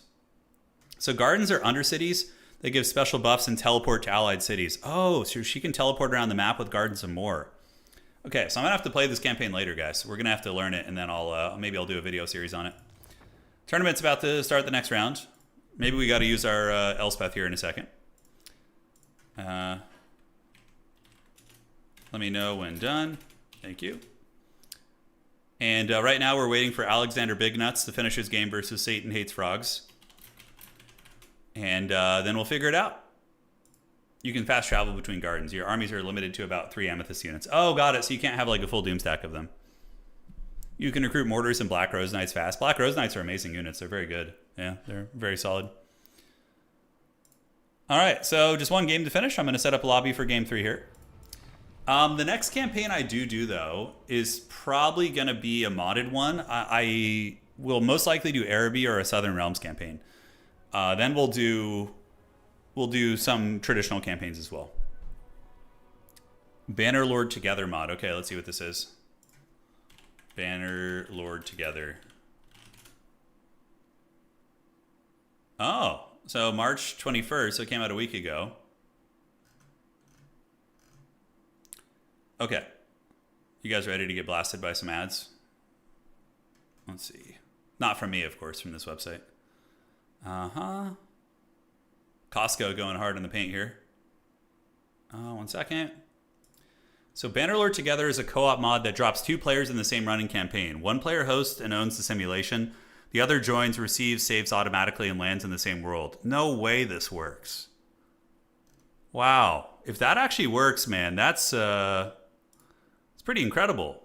Imagine being able to do a co-op campaign or even a PvP Bannerlord. That sounds so fun. I mean, God, man, if that actually works with the Warhammer mod, oh my God, the amount of fun we could have with that. That's insane. The dwarves and the greenskins look good in the beta. Yeah. Welcome to Costco. Yeah. Okay, so we're going to advance this. And we're going to the next round. Good luck, have fun. It's still very early on. You can't even fight battles. They're just autos for now. Okay, got it. So the battles aren't part of it yet. Okay, so we got Max Millionaire here. I think we have an Empire Mirror match, which is great. Max, how did you lose? You're supposed to be one of those players who goes undefeated. All right, so we got Max here. Might be an Empire Mirror match. Let's go ahead and do it. I could have sworn I saw him on Empire. Max Millionaire. We're up. All right, good luck, have fun. And we're going to figure out the maps. Yeah, I'll play the Empire Secessionist for the memes. I'll do it. I'll take that. I'll take that sacrifice. Okay. April 1st for battles, yeah. It is coming. All right, so I'm going to be banning the map first. Yes, dog. Okay, so he's going to be on Empire. And we are about ready. Great. I know. We got him here. So these are the maps. I'll ban Lair for now. Yes, we're going to ban Arachnoc Lair. We're going to do that. And then Max is going to pick between the remaining 2 maps. And we're playing a Empire. I hate mirror matches, by the way. God, I always forget to put in that rule where we can avoid mirror matches. There's been a rule we've been floating that basically what happens is each player brings a backup faction so that if you run into a mirror, you can switch it. Yeah. If he wants to switch to another faction, I wouldn't give a shit. He could pick anything. Vampire counts would be hard, though, for sure. All right, we're going to play Empire Secessionists. Where the hell are they? Can you even pick them here? I don't think you can. Yeah, New World Colonies, Pirates of Sartosa. We'll play Marienburg for the memes. Yeah, perfect. All right. So waiting for him to pick the map. So we just got to see what he's going to do. And we shall feast from there. Yes, yes. Toddbringer versus Franz Flavor. Yeah, we could coordinate it. One of us plays Toddy, one of us plays Franz. It's kind of a Empire Civil War of sorts. That could be fun. Sword in the Lake. All right, so we're going to play Sword in the Lake. The Sword in the Lake. All right, so here it is. We got that going. Outstanding. I just don't like mirror matches. It's like the fun of this game is having like, you know, like the range of factions is what, in my opinion, makes it so fun. All right, so we're going to do this. A little bit of this. Yeah, great. Then we will keep you guys. You hope the Empire wins? Yeah, me too. You know, I hope the one of the Empire players wins here. We'll see if it can be done. All right, let's get Homeboy. We're gonna do that and that. Sure, why not? And almost ready with the build, guys. Almost ready. All right. This is a playstyle I've been playing around with a little bit. I don't know if it's gonna be good, but we'll find out. Okay. Let's cut that. Cut that. All right, so we got 450 left. Cool. Yeah, I hope that our old Empire can get the job done. We're going to see, though. We're going to see. Max is a ferocious foe. We need to LARP in Empire Civil War. I mean, it's kind of what's happening right now. Empire Knights, of course, are great here. Like, having a Demograph Knight, too, as like a sweeper unit, I think is worthy to include. Outriders, definitely not a bad choice. They can be punished at range by a couple things, but aside from that, not terrible. So let's get you and you, and then we get this, and we get maybe 2 of those. That's gonna be fine. All right. Got some expensive characters, but hopefully they'll be able to pull it off. Empire Greatswords will smash Wrathmongers. I don't know about that. That's a little ambitious, but yeah, no, they're not bad units, that's for sure. Okay, so aside from that, Free Company are decent just for having Vanguard capture weights. Wonder how Max is going to play this. Curious. He's already ready, which is interesting. He must have some forbidden build worked out. I don't like the fact that he's already ready. It certainly makes me a little bit nervous. Hopefully I build the map correctly. There we go. There we go. And what do we have that can actually fight things on the ground effectively?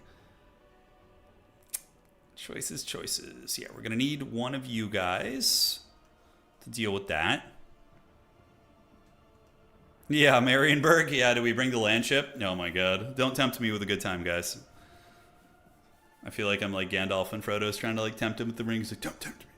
Don't do it. Blazing Sun Knight. So most Empire players typically just go spear spam. That's kind of what you see. Most likely going to be a whole bunch of spears in the mix. I think we switch it up with you guys and we can get like these. Yeah, that looks a little better to me. All right, good luck, have fun. I think we are good to go.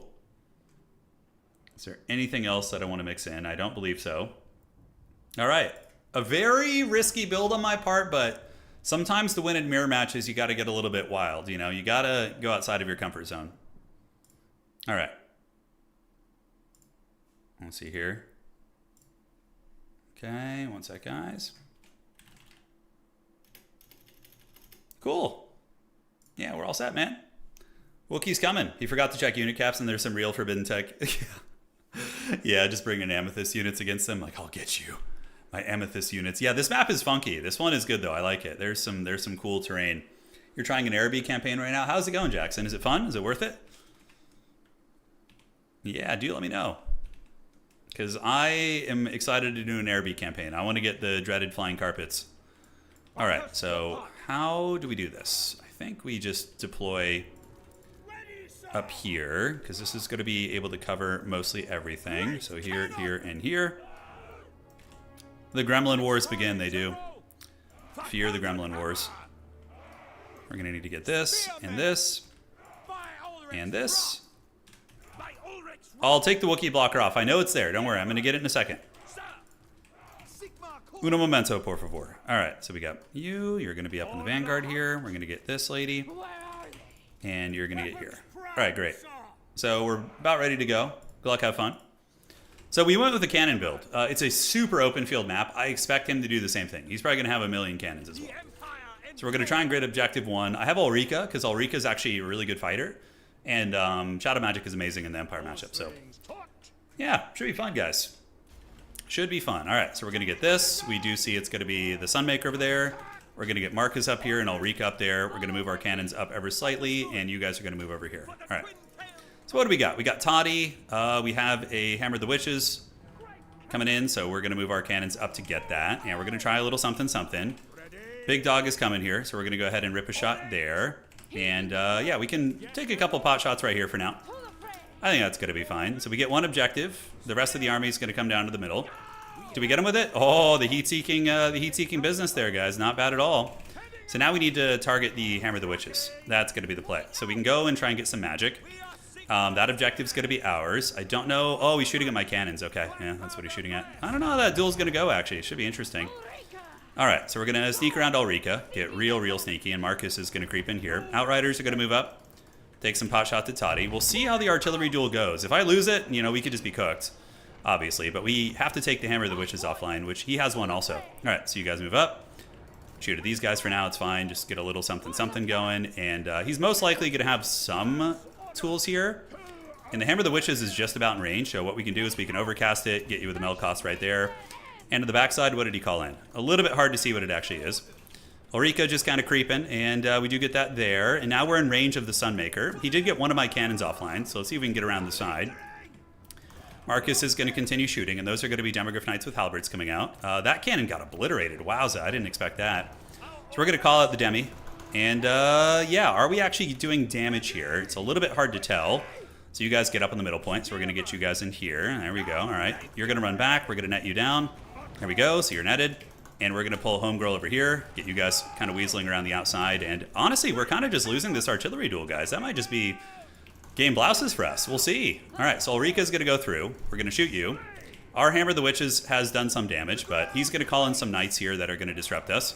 We got the spearman numbers in the middle, and yeah, we could just be cooked. We could be cooked here. We're going to see. All right, so we're going to do a Pit of Shades right there on the cannons. We're going to do what we can, and the Outriders are going to come under, so we're going to creep under this way. And we're going to attack with Homegirl. Yeah, we got to do everything we can to try and get there. So that's going to be shut down. Hammer of the Witches is going to take down the Sunmaker. So let's get one volley down there. Good. We're still running away right now. Demogryph Knights are lurking nearby as well. And our Hammer of the Witches is doing it. Yeah, we do manage to get that down, which is great. And you Spearmen need to keep running, so let's keep doing this. Hopefully the Hammer of the Witches will win the artillery duel. It kind of looks like it is. And our girl Ulrika is... she's fleeing. Nice burning head, though, in the middle. Pretty nasty. Will the cannon be able to endure? All right, silver bullets. Let's move you up.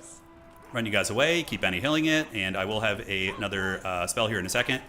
So Ulrika's going to keep trolling around the backfield and seeing what we can get done. All right, so that objective is in danger of being taken. We're going to pull out our own Demogryph Knights.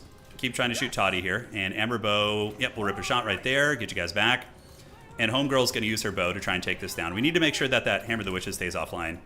100%. All right, so Demogryph Knights, let's charge you guys in here. Let's get our artillery back. Our lines are getting folded a little bit, but we are slowly taking down the artillery, hopefully for the best. There we go. Yeah, we need to get you guys away. Toddy's losing a bit of HP, but on this side, we can get some free company militia, maybe get 2 of them to come over here and fight that fight. Maybe we'll be able to save it, maybe not. Ulrika needs to keep any healing around. She just needs to be annoying, basically. Yeah. And cool, we do win the Demogryph Knight fight. That's pretty big. And the Outriders here, getting some very cost-effective shots. We'll keep working on Toddy, and you guys go clear this off here. And that's going to be a really, really nice burning head, unfortunately for us. All right, so we're going to get you in there. We're just going to get on the Sunmaker. And we do see some Demogryph Knights with halberds called in. Our Hammer of the Witch is still going. Ulrika needs to run away, so she's just going to flee the scene. She should be faster than some freaking demis or something, you know? Should be a bit quicker. All right, Demogryphs, let's get them in. Maybe just rear charge into the back of these guys. Ulrika's going to keep just power running right here, and you guys are at the ready. I don't know, she might get caught here. We'll have to see. All right, so we're going to get you. Get the cannons to shoot right here. Ulrika needs to keep running. We need to get the Demogryph Knights around this way. We do have a net on Marcus. If Ulrika does get caught and killed here, we probably just lose the game, so that would not be good at all. All right, so Ulrika's running. She does get her little Harry Potter. I have no idea how they caught me, by the way. I have no freaking idea. And our Hammer of the Witches can take down their Hammer of the Witches. My dad can hopefully beat up their dad, but I think losing Ulrika here is going to be a little bit too much to come back from. We'll have to see. All right, silver bullets need to retreat. The Outrider's still shooting there. Let's get you guys back. Ulrika's down. I'm just going to have to resummon her, which is fine. We're just going to have to do that. So we'll snipe you. The Free Company Militia are winning the fight over there, and we can call in some Reichsguard Knights to go help clear that out, which is going to be the play. All right, so the Hammer of the Witches continues to feast like the Heathen Kings of old. Let's get you guys back, pull you back here. Silver bullets can shoot at the Free Company right there. The Wizard is getting a little bit lower, and hopefully we can just clear off the side objective. We'll see. All right, so nets. We need to get you backing up this way and have you take down the demis. The fact that we kind of failed to get both of his artillery pieces is really, really devastating, honestly. So we'll net you guys down. The Reichsguard Knights are going to come. We're going to get the silver bullets to unload on Toddy here, and we're going to get you guys back. And yeah, I think we just call in another cannon at this point. Like, why the hell not? You know, it's going to be really good against those demis right there. And let's go ahead and get all you guys to shoot at Toddy. The Reichsguard Knights do fold up that position, and I have a little bit of pressure coming here. Really nice burning head right there, by the way. That was brilliant. All right, so Spearmen, let's roll you back. Demogryph Knights are going to get cannonballed. Marcus is going to continue shooting at Toddy, who we do have healing capped right now, by the way. Quite good, and we're going to go clean up both those artillery pieces with the big boys. We kind of need to at this point, so back we go, back we go. Spearmen are going to be surging forth. Demis need to be unsummoned 5 million years ago. Yeah, it's really a shame that that went down like that. Really a shame. Because if we could have just finished off one of his artillery pieces, I think we're in good shape. But sadly, we weren't able to do it. But the value trading is still really close, but he has a healing character. That's the problem. But our cannon is doing quite well. Let's get another cannon right here. And the fact that he's summoning out demis, I think, is a mistake. We'll see, though. We'll see. I think I can just cannonball a lot of them and hopefully live our best life. All right, so we got 2 Free Company over here. They're chilling. Cannons are going to be shooting. So one of them is getting hit by the Sunmaker, which should be... I think he's restocking it, which is so funny. I love that he's actually doing that. You keep shooting here, my buddy, and the cannon here and here. We are pounding those Demogryph Knights down pretty freaking good. So now we save for Ulrika, get some shadow magic going, you know, live our best life. All right, so Outriders, do what you can. This cannon is under a little bit of pressure. Ulrika will hopefully come out soon. Yep, Outriders looking nice, and the demis are getting cannonballed. I can't believe that frickin' Sunmaker's still going, by the way. That's like just the whole game is basically coming down to the fact that his artillery barely survived. Damn shame, but it is in the nature of the beast, man. Nature of the beast. All right, that cannon is getting it. Hopefully our cannon can put a little bit of hurt down here. So we got you and you. These guys are coming under here. And Marcus can continue trying to character snipe. We're going to move you out. And I really need to get Ulrika back. Yeah, I have a lot of magic left too, so that's the problem, you know? We got a hell of a lot of magic left. All right, retreat this way. Get you guys in. You're here. Reichsguard Knights are chilling. We'll shoot at Toddy a little bit. And yeah, we can see how this goes. So we get the Outrider fire. Pretty cute. We butter a little bit of bread. The one cannon of the high ground does get routed. I think that one will actually come back, though. We're going to get an Empire Knight just to cleave through these guys and run them down. And yeah, just shoot those guys. Retreat back. Reichsguard Knights can come under and sweep on you. And we're going to get you guys in combat here. Tricky, tricky. And his artillery is finally offline, but I don't know if we're going to have enough tools here to get back in the game. Let's shoot you guys. Get this cannon and shoot these demis right here. And these spearmen can move up and fight these guys. Marcus can do a focus shot. Try and take down the engineer, but good luck with that. You know, it's a tall order there. Demogryph Knights are eating some firepower, but not enough. Yeah, looks like we've lost this one, guys. I think we just, we didn't finish the job on his artillery and we lost because of it. It's very straightforward. We needed to be more focused on that. That's for sure. All right, so let's run. Get you guys right here. And we do have a net, I believe, so we can net down these two Demogryph Knights, get our cav back. They're going to come smash into these Grendel's defenders. While we keep trading, cannons are shooting pretty much point blank. And Ulrika, I would love to save for Ulrika. I don't know if we can afford to, though, to be honest with you. All right, so we're going to take the heavy cav this way. We're going to get our gunners back. These Outriders have been amazing all freaking game, by the way. They've been really, really good. And we're just going to run these heavy cavs, scurry this way. We're going to get you there. Do I have time to catch up on points or anything? Yeah, Ulrika will get a Melkots on them, which is nice, but is it enough? I don't know. Toddy's healing capped also, which is cute, but don't know if it's going to be enough. I think we got to go demis. Yeah, as much as I hate to, I think we need to get Demogryph Knights. All right, up you go, and we're going to get you guys to go jump on that artillery piece right there, that Hammer the Witches. Marcus is going to keep running, and we do get a big engagement right there. All right. We're going to pull some Empire Knights back to help. Big Dog's going to run. You guys need to come over here and help out here. Toddy's getting a little bit low, but I don't think there's any real tools we have there. We do start to win the demi fight. Do we have to start sending free company to the side objectives? We do. I think we got to play every angle. And good, we got a cannon back, actually. That's a Christmas gift, although I think it's a single cannon there. All right, the demis are getting it. Dude, his artillery is just so carrying here. Man, I wish I had gotten that. It's so bad I didn't. All right, so how'd the demis do? Let's wheel over here, see if I can get Toddy. I don't think it's going to happen, so we should stay on the Royal Griffites, if at all possible. All right, so back you go, and the Griffites do get taken down. The Spearmen are going to get on top of that cannon, which is great. And we need to like start playing like some mobility play. I thought 3 cannons would get the job done, but it certainly wasn't the case. All right, we're going to engage against another demi unit here. We're going to pull these Reichsguard. They're going to slam into the spears who are coming up the high ground here. And anything I can call in, that would be moderately helpful. I don't think so. So we're going to get you around the outside. Yeah, we're just going to run that way. We do get his cannon offline, which is cute. And Toddy is going to be landing in that fight.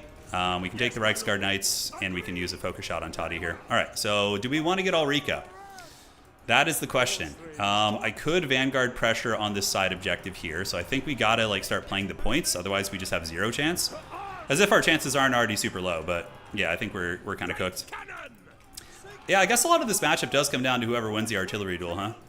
Yeah, Empire Knight's coming there. We're going to grab this outside point, but Marcus, he's done well this game. His nets were very useful. My cannoneers were drunk, I know. Well, Sunmaker won the artillery duel, yeah. Which is a good play for Max. It's been something that Empire players have been doing since the dawn of time.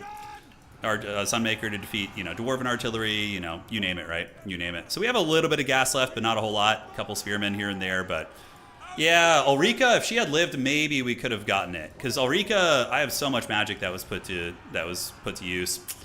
Not put to use, yeah. I think Ulrika, too, was a big problem. Damn shame, dude. Damn shame. Because I think our build was okay. I think it was okay. We got a couple of dudes over there scrapping it out. Let's get another Outrider right there. They're going to move here. We're going to try and capture that. Just be a gremlin. I mean, he's got a lot of stuff, but it is very far back here. The cannon crew can wait in the bushes. Free Company Militia are losing their fight. All right, let's get the 2 Outriders. And now we're being hunted by Empire Knights. We can continue rolling around the battlefield. Let's grab that. Bless this Ravaged Body. I know. The Sunmaker got us with the restock. Yeah, it was very good. Very good. Yeah, GG. No sense in wasting anybody's time. We have lost. So yeah, his artillery didn't die, ours did, and we just lost ground because of it. We couldn't win the trade. GG dog. Already you won, already war. Yeah, so 3 cannons will lose to a Sunmaker and a Hammer of the Witches. That's what we learned here today. I mean, they did okay, all things considered, but remember I summoned them twice. We also lost Ulrika, which is very... No, Ulrika's very good. Like, here's the thing about Ulrika. Like, she would have done a lot more if I didn't have to desperately dive his backfield, because he won the artillery fight, and if I didn't have something to get into his backfield and disrupt his artillery, yeah, like we had to get back there and pressure it, you know? Yeah. It is. All right, guys. GG. So we tried. It was a loss, but it's okay. We're going to win our next 2 games, get back on the horse, and get those W's for Sigmar. So, yeah, in retrospect, I don't know. Like, you could just switch in, like, a Sunmaker, you know, like, throw, like, something like this in, and then boom. We probably honestly win if we just do something like this, because the value was so close, and we were playing from a massive deficit. So if we just, like, have something like this, I think we're in good shape, because the rest of the build was fine. Ulrika, Shadow Magic, very disruptive. Very disruptive. Hey, what's up, Victor? Welcome, man. How you doing? All right, so we're going to be going to round 3 relatively soon. Round 4, excuse me. Can I share a mod that you might be... You can message me in Discord, Jackson. Yeah, and then I'll take a look at that. Report win, please. Thank you. Yeah, our cannoneers were drunk on some Kislev spirits. Absolutely. The normal cannons miss too much. Yeah, they do. Yeah. They were a fool's errand there for sure. But cannons are really good in the Empire matchup in general because they wreck the cav too. Like the demis and like his demis were getting wrecked, my demis were getting wrecked. There was a lot of stuff there just getting pounded by those artillery pieces. So very, very clean indeed. Should check out Mixu's Legendary Lords mod. Adds all unique Empire electors and some Bretonnian. Oh, that's fun. In Aureus. I would try that sometime. Okay. Oh, Empire Overhaul. Okay, yeah, I've seen that one. I've seen it. Okay, let's refresh, see how we're looking, and yeah, we have a couple games still to go. So we got 2 more rounds. I don't think we can make top 4 now. There's a fringe chance, but we'll try if we can win our next 2 games. We just got to do it. I almost went with a like a wide Mantide build. I feel like we would have probably just gotten burning headed and cooked by the Sunmaker, though. Oh, Landship would have gotten us that game, though, guys. Yeah, Sunmaker has 480 range, so that's why it's used against dwarves too. To shut down backfield play. Probably, honestly, a really smart tech that would have been an MLG pro gamer play from me. And this is a lesson for any of you guys, is to get a flying Pegasus wizard. So we just get a wizard and we go back and we cheese his artillery with magic. That probably would have gotten the job done. Okay, let's see. Headed down to Cali for an Old World event in a few weeks. Oh, that's nice. Where are you heading, Victor? Is it the one down by San Diego?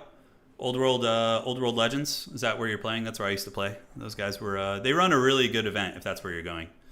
Although I don't know if you're in the Northern California realms, up in that neck of the woods. The Rockets ate one of the cannons in 3 attacks. Yeah, I'm not sure. I'd have to go back and see how the artillery trading went. But yeah, it's not surprising. Sunmaker hits really hard. It's really good at artillery duel, so yeah. We came ill prepared. Mod faction Nandu's Pirates of Sartosa gives a human Sartosa a whole roster. Oh, that's an interesting one. How much time do I have before the next round? Do we have time? Yeah, some people do take a long time.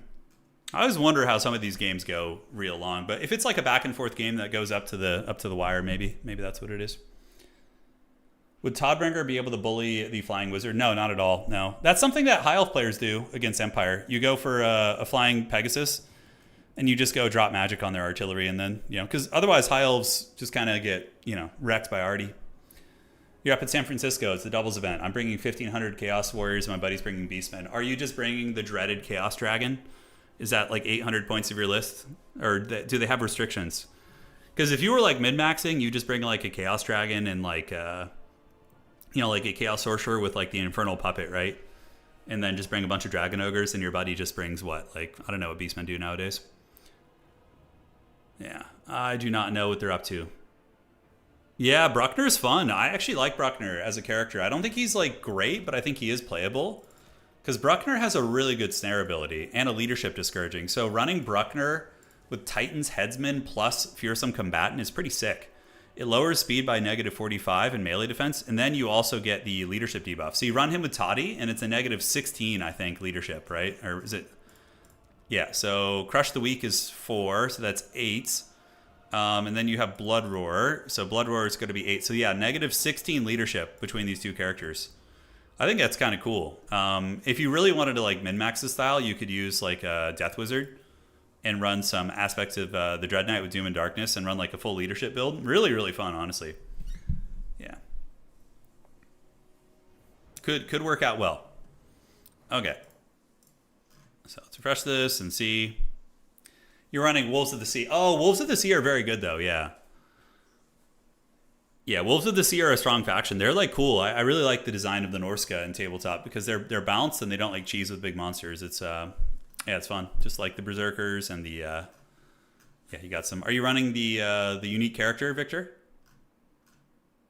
Okay, so Ponzi and Joe are still going, and these three as well. So you guys said Sartosa has, like, a cool workshop mod? Let's see. Sartosa. Nanu's okay. Is it Nanu's Pirates of Sartosa Overhaul? Okay, so let's see what this looks like here. Okay. So Pirates of Sartosa. So you get them as a playable faction. You get Sartosa Smugglers, Privateers, Dual Swords, Halberdiers. Oh, you get Ogre Pirates. You get Buccaneer Drake Gun weapons teams. Oh, that's cool. So you get like Dwarven Pirates. Oh, that's pretty sick. You get Drake Fire Cannons. The other units we have here. Norskin Raiders. That's funny. Norskin Whalers, Norskin Reavers, Reaver Berserkers, Sartosan Sharpshooters. So you get your own very own Hockland Long Rifles. And then you get Children of Menon, which are living crabs. And then you get the Hullbreaker. Oh my god, that thing's cool. Yeah, this looks fun, man. I don't know. Maybe we try this one. Does it have like good mechanics? We could add can they be played in multiplayer too? We could like mix them into multiplayer. The thumbnail, I know the thumbnail is pretty amazing. Yeah, it's from SpongeBob. Yeah. So 24 new units and 9 regiments of renown. New buildings, new lords. So the Sartosa Fleet Admiral is a hybrid specialist. Okay. All right. Is it lore friendly? I don't care. Close enough. Close enough. Check out the Valorkin mod. Oh man, you guys are spoiling me with these goodies. Okay. So let's get back and refresh. How are you guys not done? How are you not done? Ponzi Claw. Let me know when done. Sometimes people forget to report their scores in these tournaments, and you just sit there for like 30 minutes waiting for them. So let me message these guys real quick. Turtles Army, let me know when done. All right. Norskin Reavers. We'll install it after this, guys. Remind me when the tournament's coming to an end in a couple hours. We'll go and look at that mod. Yeah, I'm trying to decide what campaign to start next. So, okay, Turtles is done. Great. And then we're waiting on Ponzi and RTS Joe to finish their game. A Grudgebringer campaign with Chaos Invasion mod is super fun. Oh, that sounds kind of cool. The Valorkin mod, it's such a... What is the Valorkin mod? Valorkin? Any chance of a modded hot dog stream? I don't know how we would do that. Let's call a rain check on that one. Valorkin. Oh, Valorkin. I've seen this one. Yeah, it's kind of like... it looks a little bit funky. Like, what's the lore of these characters? In a homebrew of races to the game. Okay. So it adds like homebrewed factions. Okay, so they're not like lore factions. Yeah. Okay, cool. Still something I might look at someday. We'll see. Okay, refreshing. Ponzi and Joe. And every game is finished. All right, guys, let's go get back in the win column. Let's get it. Let's get it. A little bar after the tournament. Maybe office. There will be a bar stream this week. Like a full bar stream. So that's what I'm thinking. All right, advancing the Swiss. Let's do it. Let's leave the hot dogs out of the stream. Yeah. It says Anakin did nothing wrong, 420. I love it. All right, guys. We got Tom. Are we going to be playing as Wood Elves again? Maybe so. I would be down for that. It'd be fun. Goblins, round 4. Click have fun. Keep games under 35 minutes, please. All right, we typed in all caps. That's how they know it's serious. It's going to be myself versus Tom. And usually he plays Wood Elves. Here he is. We're up. Okay, and the maps are going to be what? Isle of the Forgotten Kings, Mercenaries of Talea, and Bordello Landing. All right. He's playing the Beastmen. Okay, Beastmen are coming. All right. Let's get it. Empire. Empire Beastmen is a classic matchup. It's very fun. I love it. Okay, so Isle of the Forgotten Kings. And homie is going to be waiting for me to ban. Okay. Ban Isles. Cool. Beastmen versus Empire, guys. So the battle of the scary woods. The Beastmen braying and barking from the trees. Let's see what we can do, man. Let's see what we can do. So, Empire versus Beastmen. How do we want to play this? This could be an opportunity to try our new leadership build. Granted, Beastmen, they do have Frenzy, and some of their units have pretty well-inflated leadership. So, a little bit nervous about that. Bordello gets too much play. Let's play Mercenaries of Talea. All right, so we're going to play a new map, newish map, done by Space Pope. Mercenaries of Talea. Yes, yes. All right, let's pick a new banner. We're going to be playing the New World Colonies. All right, so they're ready, and let's get the faction ready to go. There's the Demi Pug. He is there to block so my opponent can't see my builds. All right, so what do we do against the Bray Herd, huh? What do we do against these foul cows? Elspeth is fun, but she's a little bit too expensive. Beastmen are good at kind of harrying those type of lords. Marcus Wolfheart has always been good, but Toddy against Beastmen is, like, very strong. Toddy's probably the strongest Empire Lord, I think. I would say that he is. But, you know, times change. So let's get that, and we're going to get this. Okay, looking good. They took my eye, I know.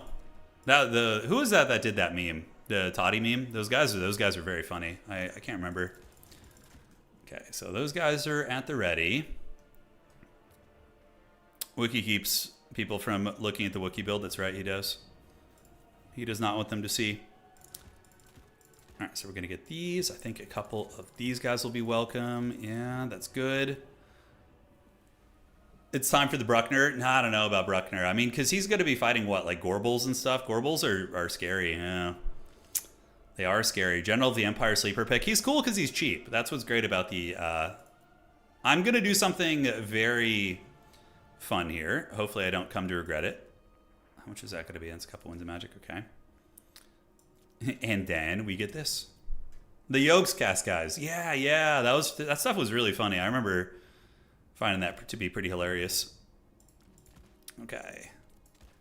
I don't know if they do Total War anymore. Whenever I hear Toddy, I can think it's me, Toddy. I know when he kicks down the door, that bit was so good. Yeah. That looks fine. Anything else that we want to do? I don't think so. Nolan Ironside's a pretty cool unit, but I don't think they're very good against Beastmen. Beastmen are a really swarmy faction, so you can run into big problems with those filthy cows. Okay, we got two of them. And a grenade launcher, I guess, is good enough. Yeah, that'll have to do, pig. That'll have to do. Okay, so add some chevrons there, chevrons there.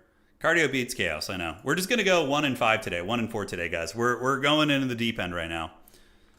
What about Gotrek and Felix in this matchup? Oh, you know, that's actually kind of an interesting choice, too. Oh, do we want to try that? Yeah, that's something. So we cut you. Let's get that. Just about ready, my friends. Or do that. Then we cut this. Get rid of the chevrons. All right. Yeah, I like this build. I think this build's plenty fine. Is there any way I can squeeze out a little bit more money from this build? Yeah, we'll cut that, and then that's going to be great. Cool beans, man. Yeah, let's see how this goes. We're going to try this build out. I think it's got some teeth. Basic swordsmen in this matchup, they will beat Gores with spears, but they kind of get steamrolled by everything else. Certainly not their favorite thing. Do we need demis for any reason in this matchup? I mean, they're good against, like, Butchers of Kalkengard, some of the bigger cows. can run into problems against them, like a Griffite type unit for like the Terror maybe. All right, and then Uno, Dos, and Trace. All right, that build feels a little bit better to me. Good luck, have fun. Let's do it. We're going 1 and 4, setting expectations. That's right. That's right. All right, guys, I'm going to go grab some water while my opponent finishes his build, and I will be right back. A Warrior Priest Halberd build. Oh, man. Oh, man, that's tempting. 1 sec.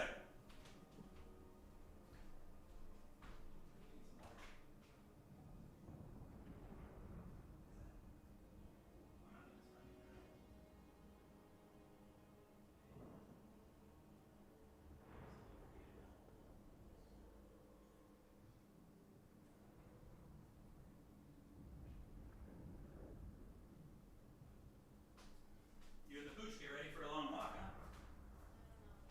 Yeah, no worries. All right. So here we are. My opponent's still not ready. The dreaded Tom coming up with the most forbidden build of all time. Let me see what's going on here. Okay. Okay, play for now.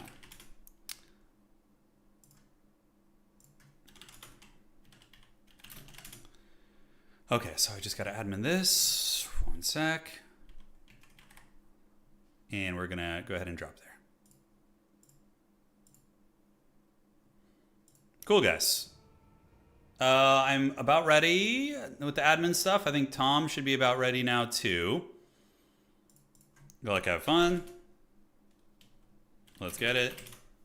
He's overthinking his build pretty hard. I can already see it. The big wheels are turning. Did we just cut those guys? Is that the idea? I wish I could bring Gotrek and Felix and Ulrika on a build together. That'd be really fun. Like, if you could make Gotrek the lord of your army. You guys remember when Gotrek was a lord in campaign? That was kind of whack. Then he would just, like, disappear. All right, here we go.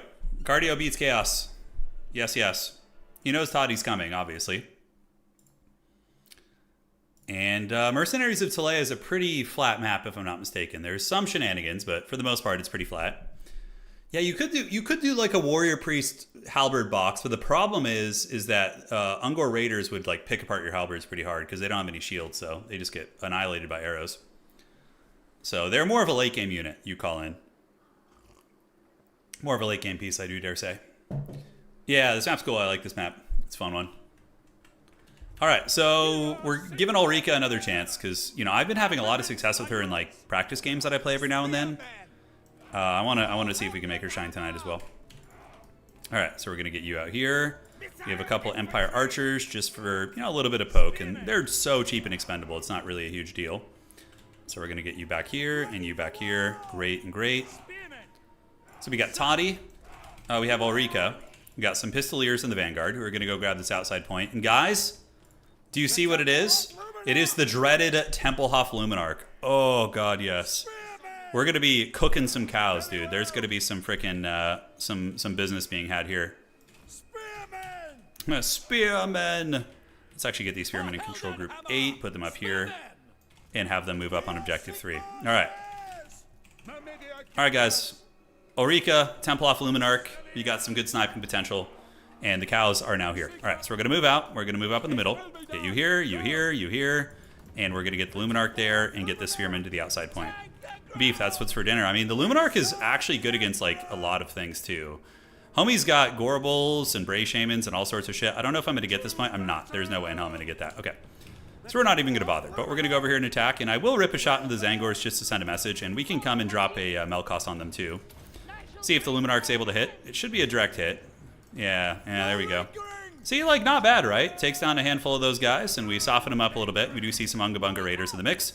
We get a Melkots, and Toddy is going to leap in there and do a little something. So let's get you guys right like so. You guys come over here. My opponent has the objective for now. Let's take off fire at will. Keep shooting at the Zangors, and Ulrika can keep farming these Zangors here. We're going to go there. And yeah, just keep Luminarching shit, man. I mean, Zangors are a worthy target. They're not a cheap unit, so going after the Zangors feels pretty good. All right, so we get a big shot there on the back. Run you guys away. Toddy gets in. Here comes the laser beam. Oh, lovely. Just friendly fires my Pistoliers. That's exactly what I wanted, by the way. All right, let's get some Blazing Sun Knights out. We're going to use them defensively. And we're going to move you guys up. The Zangors got blasted, and we're going to stop the Luminarch from shooting now, put it up on the hill, and get ready to go with it. All right, Pistoliers, keep doing your thing. Ulrika does have some sweet magic, and we're going to get this outside point. That is for sure. And cool, so now the capture weight comes in. We should be able to outmuscle these guys. And yeah, we need to make sure you guys get all up on that right now. Take you out of the lock formation, and you guys are going to just shoot. And one of you is going to shoot here, into these guys. And hopefully we can get these cows out to pasture there. That's how the Luminarch does, the treacherous Luminarch, it really is. Really is treacherous indeed. He might go for my back supply point, which I would actually just laugh. That'd be hilarious if he did that. All right, so those guys get broken. We're going to flip the middle. And great. So that objective is going to go to us. And cool. So the archers have done a little bit of poke and stroke. So let's get you back and get you back. Those guys get pushed off. And now we're going to get the double cap right there. And life's going to be good. Now I could go try and steal his back capture there. Oh, we should go do that. I know it's stupid. No, he's just going to call in Centaurs on me. And I'm going to lose both of these units. So let's not do that. He's afraid of the Luminarch. I can see it in his eyes. Yeah, he's afraid for sure. It's like that, you remember in freaking Starship Troopers at the end, he's like, it's afraid. All right, let's get you guys here. Go do a little bit of Pistolier harass, and are the cows going to come out? He's afraid of the Luminarch. Yeah, the Luminarch knew they were traitors and took them down. I don't know about that. All right, let's get a spear unit over here. And Pistoliers are going to move out. I'm really tempted to go back and try and get his like back area there. He's sweating, though. He's sweating for sure. There's going to be a big Centaur call in a minute. And, yep, let's just farm these Ungors. Going all the way back there with Toddy, I mean, it is an option. We'll keep just farming these Beastmen units where we can. Farming the cows. It's afraid, the brain bug, I know. Yeah, people don't expect the Luminarch, and then when it appears, they're like, oh, shit. That thing's actually a problem. We do see some Minotaurs, so we're going to get you guys deep set and deep set. And just keep farming these guys, yeah. I mean, this is value. You know, these things aren't free, right? So they ain't free, that's for sure. You go over here. Keep the Blazing Suns nearby. Let's just keep farming these guys with Toddy. And sit on the double tap. Charge the Luminarch in, that's the correct play. Yeah, I mean, these are just freebies here, mainly. So it looks like they're going to be pressing. So let's get you up. Ulrika can rip some shots, and those are going to be Centaurs. All right, so here comes the onslaught. So what we're going to do is we're going to pull back ever so slightly. We're going to get the Luminarch to start shooting at the Bray Shaman. Snipe the Lord, cut the head off the beast here. And cool. So when we pull back a little bit, should be all right. So let's reform the ranks. Luminarch getting a big shot, and it does hit the Beastmen Lord. Very nice. And Ulrika's going to retreat. Toddy's going to come over here. And let's get both archers and both archers. One of them to shoot those Minotaurs. And yeah, see how this goes. Cool. How are we looking? So the pressure is on. It's always, you know, if you feel outmatched, it's always a good idea to kind of play it a little bit on the safer side of things. Let's go get some Blazing Suns out there. And there's going to be a little bit of magic here. Looks like a pendulum of sorts. Ulrika needs to run away a little bit. And here comes some Blazing Suns. Yeah, here they come. But we're going to get another shot on his Lord, which he is losing, by the way. That Lord got, oh, just blasted in the face right there, guys. Epic. All right, these are Minotaurs without great weapons, if I'm not mistaken. So we're going to get you guys in, get the Blazing Suns to come in here and charge you guys. Toddy's going to move in there as well, and Ulrika is going to get a Melkots on the Centaurs. We can charge them. Let's get some spear units to come over there and help out a little bit. You guys can shoot here. All right, so Toddy's looking good. The enemy Lord, though, certainly has seen better days. Let's get another Blazing Sun unit, bring them down to run down the Zangors. Archers get back. Let's get the Illuminarch back as well. We got a big old pit fight going down over here, but with the Spearmen coming in, we should be all right. Toddy's going to go, and what do we have magic-wise? We do have a Pendulum. Which could be good down the pipe there on those guys. Yeah, I mean, better times for sure. The enemy Lord has run away. He's hiding behind the pillar, which I respect. We're going to shoot the Gorbel right now and get archers and archers to form ranks and shoot here. Hopefully get the job done. And with the Spearman formation here, I think we get it. That Pendulum was actually kind of shit. That was not very good. So it is what it is. Let's get Ulrika in, have her fight a little bit. Luminarch hitting the Gorbel in the face. And now we can call out the Royal Altar of Griffites. We're going to go help against the Minotaurs and clean it out. The big thing about this is we've been able to hold on to our back objective the entire time. We're definitely winning on value. And the Luminarch is kind of putting in work here, guys. Oh, God, yes. Give it to me, baby. Give it to me, baby. All right, those are going to be some Centis, which we don't have too many good answers for here, so the archers are just going to eat it. What we'll do is we'll net these Centaurs down for a moment, try and buy ourselves a little bit of time. And Toddy's going to go hunt the enemy Lord down if we can. See if we get some freebies there and pull back up on the hill, And the Gorbel did get Shadow Realmed right there, which is great. All right, you guys chase. The Spearman Blob is doing good, led by Ulrika. It's all in the family there. We're going to get the Centaurs with that. Pull you back. And do I have any call-in points over here? I don't. So that feels a little bit bad. All right, grenade launchers. Shoot these spears. Archers get back. And the Beastmen Lord should be in a little bit of danger over here. Yeah, we just got to keep hunting him. If we get him down, that's pretty big. So how are the spearmen looking? Yeah, they're hanging in there. Let's get Ulrika to go fight the Gore Herd. She's an anti-infantry character. Actually pretty decent. Grenade launchers. We're going to weasel you guys over here. And we have taken down the Beastmen Lord. It looks like he's cooked. Yeah, so we just need to get the kill, though. We need to finish him off. All right, Pistoliers can come over there and help. And the Luminarch is going to continue waddling back and just being basically a menace. The Royal Altar of Griffite's doing pretty damn good down there. And the grenade launchers need to go over here if they can. Yeah, we need to get that Lord offline if at all possible. So let's just keep hunting. See if we can maybe finish the job there. The Luminarch is running, being chased heavily by Minotaurs. So we're going to waddle it this way now and hopefully be able to get some Empire Knights out as a roadblock. So let's get you guys up. Do this. We're going to loop the Luminarch down here and see what we can get cooking. All right, so the Beastmen Lord is at 70 HP right now. Pretty freaking good. Let's get some big bombardments in that blob where we can. We're up on value, but a lot of that is tied up in the Lord sniping. So we need to make sure to finish the job in a couple areas. Where can we go? Okay, we do have Minotaurs with great weapons coming in. A very ideal target for us to shoot. And we got Toddy. Let's go ahead and get the Gore. Not Toddy, we got his Lord. So the Beastmen leadership is going to be fickle now. We do get a decent little Luminarch shot right there. And it looks like our Spearmen were able to win. So let's keep maneuvering this way. Unsummon you guys. Need to make sure to unsummon. Those Empire Knights are going to be a valiant roadblock for us, sadly. Somebody's got to do it, and it's going to be those guys. All right, so the Gore Bull we don't need to chase. I think we need Toddy back. The Minotaurs are an issue, and we do manage to win that. So let's get our girl here to do a Melkoth there. All right, Ulrika's trying. And what do we want to shoot here? We want to shoot the Great Weapons. Empire Knights here. Let's get the archers to turn around and start shooting, and we can get Spearmen and Spearmen to head over to the middle objective right now. Great. All right, so the grenade launchers are scurrying. We need to get some Blazing Sun Knights to charge here. We'll charge the Pistoliers in just as a sacrifice. And the Royal Altar of Griffites unfortunately got pounded a little bit. Minotaurs with great weapons are pretty nasty, especially with a little bit of support. So we want to pull back maybe this way. Yeah, the Blazing Sun Knight's going to get it done. So they will wreck those Senties. And then we're going to grenade launch you guys. Definitely not worth diving in. Let's keep 2 Spearmen right there. We have a lot of time to play this game. And the archers have connected. Here comes the great weapons. So we're going to need to drop a little Netaroo on these guys, on the Minotaurs. Ulrika can come over and help. Blazing Sun Chad's trying their best. Toddy needs to go finish the job here. And then Spearmen and Spearmen. All right, so we need to get Spearmen heading up. We're going to start moving them up towards the middle, I suppose. Let's take the fight right there. Toddy's going to come get on these guys. And the Luminarch, let's get some spear support, get it back in cover. And Ulrika can do another Melkoths on you guys. Just keep those Minotaurs in check, basically. That's going to be the plan. All right, so Blazing Suns are doing it. The Gorbel here is looking a little bit worse for wear. Do I have another net? I don't. So let's go ahead and turn around and start shooting in the Minotaurs. Yeah, these grenade launchers probably not long for this world, to be honest. We got to keep you guys there. And in the middle, we just start sending up Man-Tides pretty much everywhere. Yeah, just Man-Tides, Man-Tides, Man-Tides. All right, so nice Luminarch shot. That one was pretty good. The grenade launchers do get harried and hunted. But if we could take down those great weapons, that's going to be freaking sweet. So Blazing Suns and company. Do we break these guys? I think we do. I think we can just break the Minotaurs with Ulrika as well as all those characters. And, ooh, we got to watch out. Did we get the shot? Please don't hit Ulrika. Okay, didn't hit her. That's good. So you guys move up. Let's hit the middle. And we just need to get the middle kind of quick. Getting a little bit sketchy. My opponent does have some scariness heading over here, so let's go reinforce that. Get some Pistoliers to do a little bit of harrying here. And we do manage to break the Minotaurs with great weapons. That's good. All right, so everybody get to the middle. Shut that shit down. Let's roll this way. And he's going to try and get this point, which is going to be hard. We do have some Pistoliers. But any heavy cav that can rotate around and help.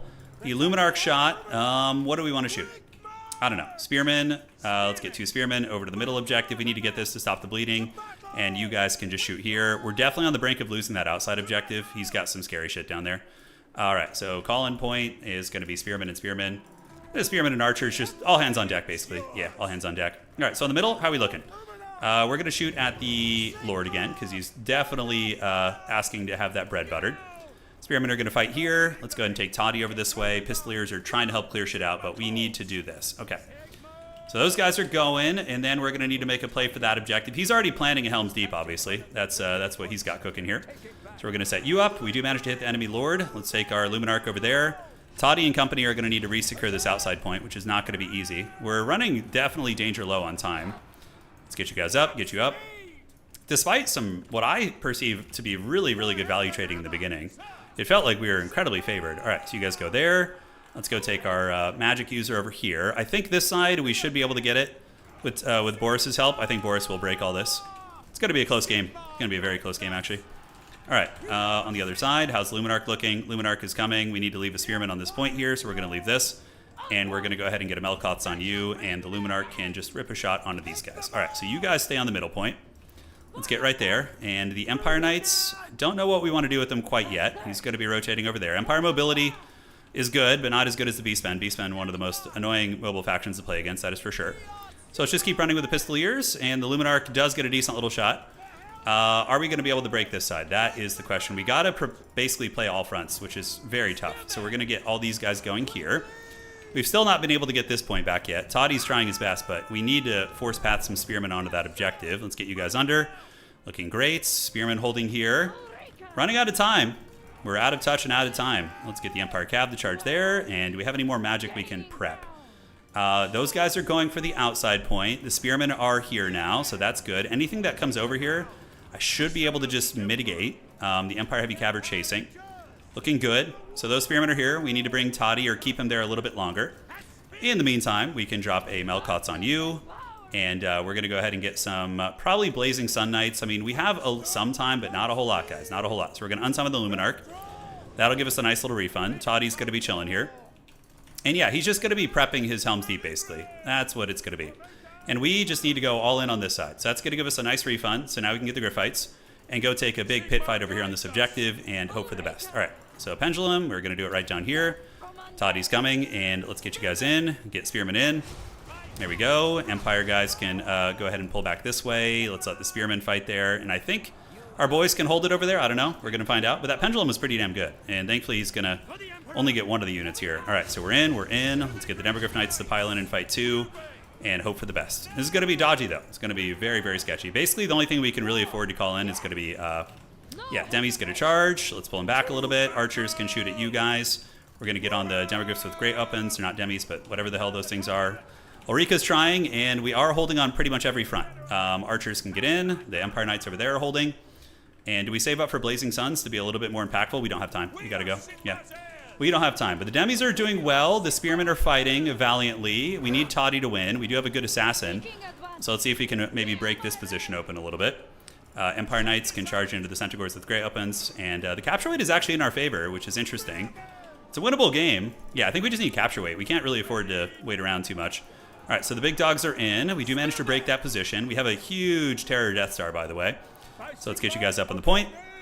And get you guys up on the point right now. Start the flipping. And the Pistoliers need to move up on the objective as well. Let's just get all hands on deck here. Are we in danger of losing anywhere else? Doesn't look like it. All right. Will a Spearman get here in time? It will be close, but I think we call a Spearman in. And we do start to get the capture weight. So the Beastmen are running out of steam. He's calls in a Gorble, which isn't going to help too much, I don't think. Yeah. Toddy plus Royal Altorf Griffites. Pretty menacing combo. Pistoliers are here. Holy shit, we actually get it. Wow. We got the objective. I did not think it was going to go that well. Okay. So there's a Gorble here now, but we have some good assets against it. Let's fight. It's a good thing we started reinforcing this objective with infantry. So we got Spearmen coming across. Pistoliers can go ahead and charge those Minotaurs. It's going to be ugly, but I need to just shock them off if we can. And Ulrika, this is where like Ulrika Giga Chads it, because she is a good fighter. Yeah, so she's going to be able to fight against a Gorble with Toddy's help. All right, so a lot of trouble coming in. Hopefully those Unga Bunga Raiders will just break. We need to get a freaking grenade launcher in here stat, so we're going to pull that up. You guys get up on the point. You guys get up on the point, and I think we win this. Yeah, Toddy's doing good against Gorble. Ulrika is an anti-infantry character, right? So she's got anti-infantry. Should be able to help clear things out. Spearmen are coming, grenades are coming, and my opponent, is he making a fresh play on this side? He is. So this is where he's going to be playing now. So we'll take the grenade launchers over there instead. And the Empire Heavy Cav are still fighting some units, but he's giving up on this side. It looks like he's given up. Yeah, I think he is. Spearmen, are we going to be able to hold this? I don't know. It's getting a little bit dodgy, actually. Let's get back, get these Spearmen in the mix. Yeah, Ulrika's trying, but she's a little bit at the moment. Yeah, I figured there would be some shenanigans over here, so let's get the archers ready. You guys fight here. You guys grenade launch there. And we can call in some more Spearmen to start waddling over there now. We gotta play the long game. Okay, Toddy's back up in the sky. Let's pile in here. The Royal Altarf Griffites should be able to carry this. Let's dive into the Lord. Let's get Ulrika to go after the Lord too. Griffites are gonna wheel back this way. And now we just got to focus on this fighting here. Yeah, we got to just do what we can. Just for capture weight desperation, we're going to move you guys in and get you guys back here, pull you back. We were able to win this fight, so let's get you guys there, pull you back here, and you're going to go up there. All right, we're pretty desperate here, but I think we got this one, maybe. Let's move these spearmen here to take away any ideas he might have. Will the Empire endure? Sigmar wills it. All right, looks like he's all in on this side now. Yeah, makes sense. So let's go here, keep these dudes fighting. Let's get the grenade launchers to come over there and start nailing these infantry off the point. You guys are here. And what other speedy boys do we have? Blazing Suns are our next candidate to move there. This fight, I think we've won. Beastman leadership's going to be fickle, but the capture weight here is a little bit questionable. All right, let's get Blazing Suns over there. Grenade launchers are going to grenade launch, and we got spearmen on their way as well. So that was not the best grenade launcher. We might need to just move on and maintain it. We're getting pretty close to just winning on just the two, but we got to just get all hands on deck here, man. Like, all hands on deck. All right, you guys go there, you guys go there. And this side has been won. We do win on just two now. Yeah, we do win on just two. So his time in the sun is over. Yeah, it's just barely we went on two objectives. So we'll just fight a little bit longer here, get the Blazing Suns in there, get the Spearmen in there, grenade launchers in melee. You know, we've seen better days for sure. But this side, we need to keep our focus, not lose it. Toddy can lurk between. Yeah, so we passed them on points even. We passed them on points. All right, let's get you up. Still got it, baby. Still got it. All right, back in the win column. Great game right there. That's why Empire games are the best, because they're just always epic and close. And who did good that game, guys? Who was a solid contributor to that game that actually was, I think, effective? Ulrika, 2200 value on Ulrika, because not only is she a good fighter, but she also was able to get some really good magic. So Toddy at 1500, Ulrika at 29. The Luminarch, though, 3000 value Luminarch, man. 3000 value on that thing. Damn, son. That's good. GG, dog. Yeah, 3000 value Luminarch. That's what it's all about right there, baby. Yeah, good performance. Blazing Suns, obviously, pretty good. I just love those Cav units. And the Royal Altorf Griffites came in, and we're able to get 3200 value as well. So overall, really, really good stuff. The Empire endures. Why did the games take so long? Proceeds to have a maximum time match. Yeah, well, I bet you I'm not even the last one to finish. That's for sure. I bet you there's still people playing. Yeah, no, I'm not the last one to finish. I'm not. Okay. And that's going to be that. That's going to be the Empire versus Beastmen. All right. I was just lucky there was no Corn. Corngors are really good in that matchup. I'm happy he didn't bring any. An engineer with a restock. Honestly, that unsummon was good, though. Yeah. Okay.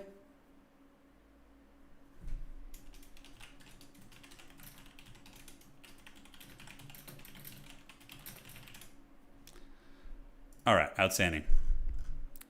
So let's see what we got. So Torreson got that, and Klein needs his buy round points. So he needs a buy round point here. So let's go ahead and fix this. That's funny, Deacon. I will see a release Todd when they already released. Oh, I don't know. It's a good question. I think we're going to get Middenheim someday. I do. It's because you just have to look at what Games Workshop does in tabletop, and they did do Middenheim units in tabletop. You have Knights of the White Wolf. You have the Tüdingen Guard. You have all that stuff. So yeah, obviously that's good. Okay, looking good here.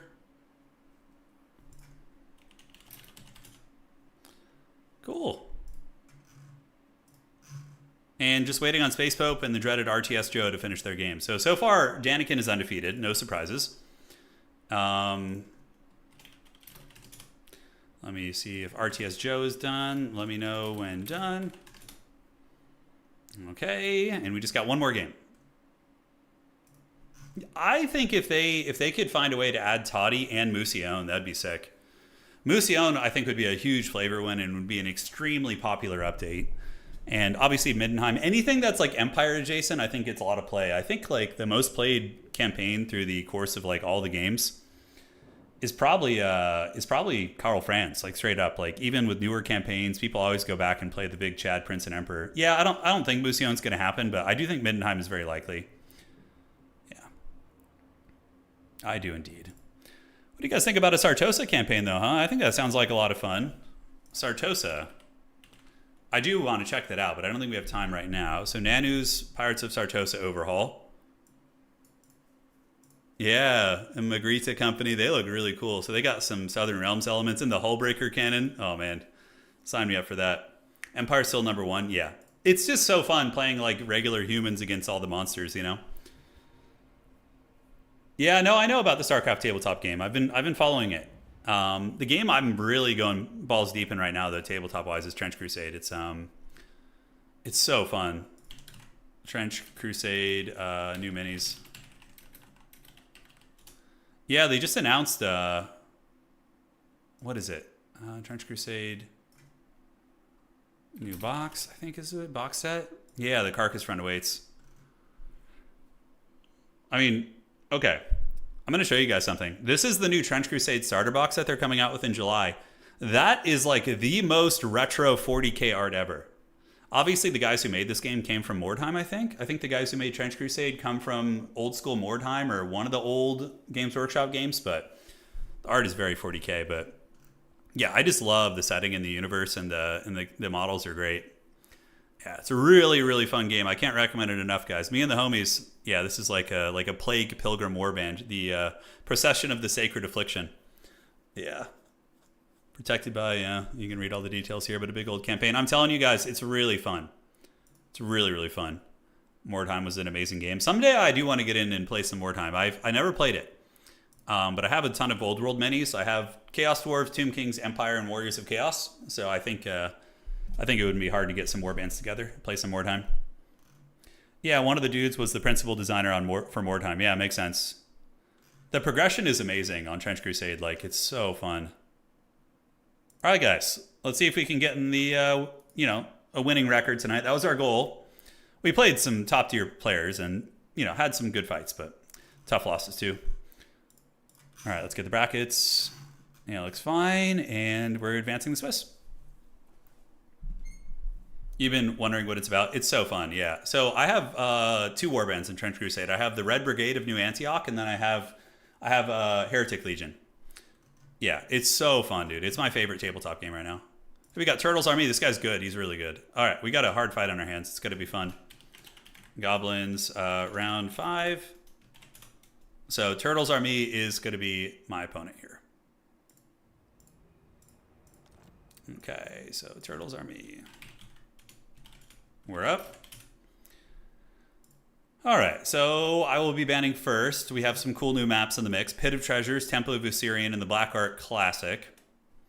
Empire for me. Yeah, I play the Red Brigade Army, though. They're super fun. Oh, dude, Magic D. Thank you for that donation, boss. God damn. Thank you so much. Bros, you just donated $100,000. Thank you, man. Seriously, though. That's very generous. You're on. Oh, another Beastmen player. Okay. So we got Beastmen again. Evil. Okay. Nice. Okay. You ban first. Let's get it. Yeah, so Trench Crusade is very much a skirmish game, but the armies can get bigger. Okay, so banning how do we want to do this?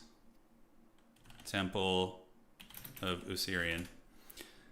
Yeah, so you play a campaign. So every week you add usually 100 points to your army. And after every battle you fight, basically your army is going to be taking casualties, like permanent deaths, which you have to like replace them. Your characters are going to be leveling up, learning skills. You're going to be having the option to explore the local region after the fight and like try and find loot, and like it's very fun. A lot of really good narrative play. Of course, you can play sweaty, play like tournaments and whatnot, but yeah. What am I getting pinged for here? Let's see.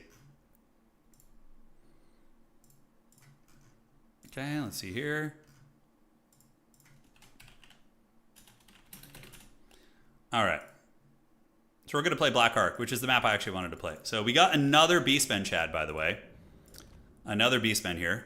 Yeah, so it's Mordheim 2.0. Yeah, I've heard it has a lot of similarities. The game takes place in 1914. Yeah, so basically the armies are like a combination of like kind of like some Middle Ages, Renaissance technology mixed with like World War I era stuff. Obviously, the demonic factions are going to be using like swords and things like that. But yeah, the permanent injuries, right? So when you're playing, you play a game of Trench Crusade, right? You have your campaign is 12 weeks long. So you play one game every week with your friends. Now, when you're fighting a battle, you have to wonder, is it worth it to keep fighting and sacrifice these characters to win this mission and try and get the victory points for the long campaign? Or am I going to withdraw, take the loss this week, preserve my characters, and like, fight another day? There's a lot of really interesting decisions you have to make, which is super cool. And yeah, every faction has pretty unique flavor, and it's super cheap to get into. Like getting a Trench Crusade army is like $50. And then from there, the rules are all online. You need nothing else, like as long as you have some terrain. I do have a communicant anti-tank hunter. Yeah, I use him quite a bit in my Red Brigade army as soon as I get the glory for him. Okay. Yeah, we just had the conclusion of our 6-week campaign last night. I managed to win the campaign with my Red Brigade. I had a final showdown with the Black Grail, which is like the Nurgle faction in the finale, which was super fun. All right, cool. Yeah, there are some mech units though. There are mechs in the game. Like if you look at Anchorite Shrine, like this thing, for example. Like this is one of the factions has these things. They're called Shrine Anchorites.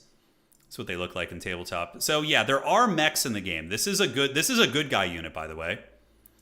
It is it belongs to the Trench Pilgrims, which are like fanatical, brutal, close quarters combat fighters. Yeah. So there are some mech units in the game, like kind of, and like the new Antioch has these guys called mechanized heavy infantry that are wearing like mech suits. So there are sort of mechs in the game to an extent. All right, so who do I want to do? Do I want to do the same thing I did last game? Is that what we're going to be jamming here? Okay. So let's cut you, do this, and you do that. Okay. Yeah, dude, milk and cookies. It's so fun, man. If you lived close, we would feast. We would play. How do we do this? Yeah, let's get this game. I'm going to try something a little bit different this time around. It's a good guy unit because the sacrifice lamb and not a sacrifice. Yeah. Yes, exactly. All right, so we're going to get that. Put you on horseback. It's been a while, Indy. How you been, man? Is life treating you well, man? You hanging in there? Hope you're doing all right. Your dog looks like a mix of Chewbacca and Yoda. Yeah, Wookiee was very, very much had that kind of energy. He did. He was like one of those freaking gremlins from the Crumb, Salacious Crumb from Star Wars. Yeah. The Janitary Squad looks pretty dope. I heard it's still not honestly, Milk and Cookies, man. I've been playing it for like 18 weeks straight. We play a weekly in terms of lore and roster. It's starting out. Yeah, it's like building still, but they're coming out with novels soon too. So Trench Crusade is going to be getting novels. And yeah, it's a great fun. It's an awesome game. I wish I could stream it, man. I just don't have the means to do a tabletop stream. Yeah. All right, so we got 2 of you guys, and what else do we want to get in the mix? Yeah, you always want to bring at least 1 grenade launcher. Very, very important. Something you don't want to be leaving home without. Oh, I need a wizard. Holy shit, I don't have a wizard. Okay, so let's get a wizard. Yeah, I really liked that last game. That was very fun. So that'll probably be the first thing we call in. Okay, yeah. Man, she's got so many items. Okay, do we want any of that and that? Nope, it's fine. Okay, so for our last disappearing act, we'll cut you. We need to get a couple spearmen somehow if we can. All right, great. I think we're all set, guys. The build is done. We're happy with it. And let's get it. Compared to 40k tabletop, how much easier is it? It's exponentially easier to get into them. Because 40k, the armies are massive and the games take like, for a brand, if you're new to 40k, I love 40k, by the way. I play it all the time. But if you are getting into 40k, it is much more expensive to get a full army, and the games tend to take way longer. In Trench Crusade, the games are like 45 minutes to an hour and a half once you learn the rules. It's more comparable to like Kill Team Necromunda for sure. Yeah. Yeah, that army is really fun. Let me do this. So yeah, Indy was talking about the Iron Sultanate. They are considered to be weak right now, but apparently they're going to get an update. Yeah. Here's the Iron Sultanate faction. You can see Really, really cool units. They have like a combination of like, yeah, Middle Eastern mythology assassins. It's very, very fun. I want those freaking karate chop there. Okay. Yeah, if you ever have any questions though, Indy, let me know, man. I'd love to explain it to you. And it's very easy to get into. You just need to get some homies to play with, of course. You're waiting for some Saurus Warriors for Tabletop Old World. Oh, you poor dude. You're playing a Legacy army, huh? Hopefully Games Workshop eventually adds Lizardmen as a real faction. It's so dumb how they're not. Yeah. Turtles is not ready yet. We're waiting for the big dog to finish here. The Brazen Bull is really cool. It is. Yeah, Iron Sultanate. Iron Sultanate art. Yeah, so this is the Iron Sultanate from Trench Crusade. They kind of got this aesthetic. Oh, dude, yeah. They have these assassins. This is a good guy, by the way. This is not a bad guy. That's one of their assassins. And they have these, like, alchemists, these characters. And what they do is they, like, forge, like, golems that have no souls out of, you know, all sorts of craziness. They have these, like, these are Lions of Jubira. These guys are, like, huge, like, well, not huge, but they're, like, you know, mobile attack beasts for the Sultanate. You got the Brazen Bull, which is your super heavy. The Janissaries are really, really neat. And this is like the wall. So they basically have like a giant wall which keeps out the forces of hell from the Middle East. And they're guarded by those like lions. Yeah. It's really, really fun, man. Yeah, it's very fun. A good starter faction for Trench Crusade. All right, let me ask you this. Do you want to play a good guy faction or a bad guy faction? Because for me, flavor is the most important thing. But probably Heretic Legion is the easiest faction to start with because they're very strong and very, very easy to play. Yeah. Bad guys, of course, Heretic Legion. Yeah, Heretic Legion is the easiest. They're really cheap to get into. They're incredibly strong, like very strong. Probably one of the best factions in the game. And the models look great. Okay. Swordsman! By Ulrich's Wrath. All right, so we got you. We're just going to send one spearman down here. Oh, shit, sorry about that. We got Toddy. We have a Empire Engineer who, how fast is he? 74 speed. All right, so the Engineer is just going to be chilling with the boys. He's restocking the Black Lions. So instead of a Luminarch, I went Black Lions this time, which is pretty good. So 4 and then 3. So you guys are going to go grab that outside point there, which the Beastmen will probably already get. So maybe just going up the center is going to be better.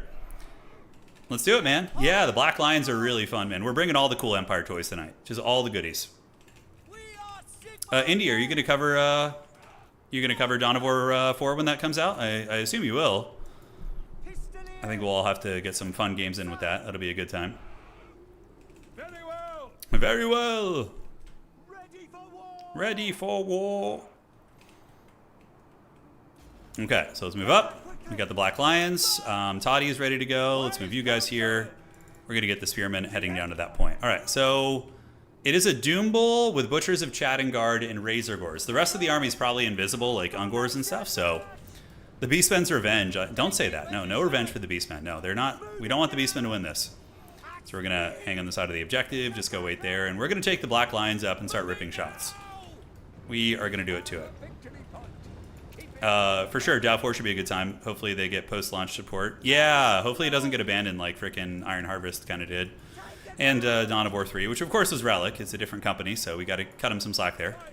So first thing we call out is going to be Ulrika. I brought Ulrika again because she's just too cool. Too cool not to bring.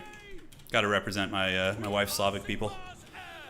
Okay, so he's going to run away, which is fine, and I'm going to run into a wall of Ungor Raiders in like 2 seconds, basically. Let's see if I can get a freebie. Like one little shot would be very nice. You can see how the Black Lions are keeping him at bay. Okay, give it to me, Precious.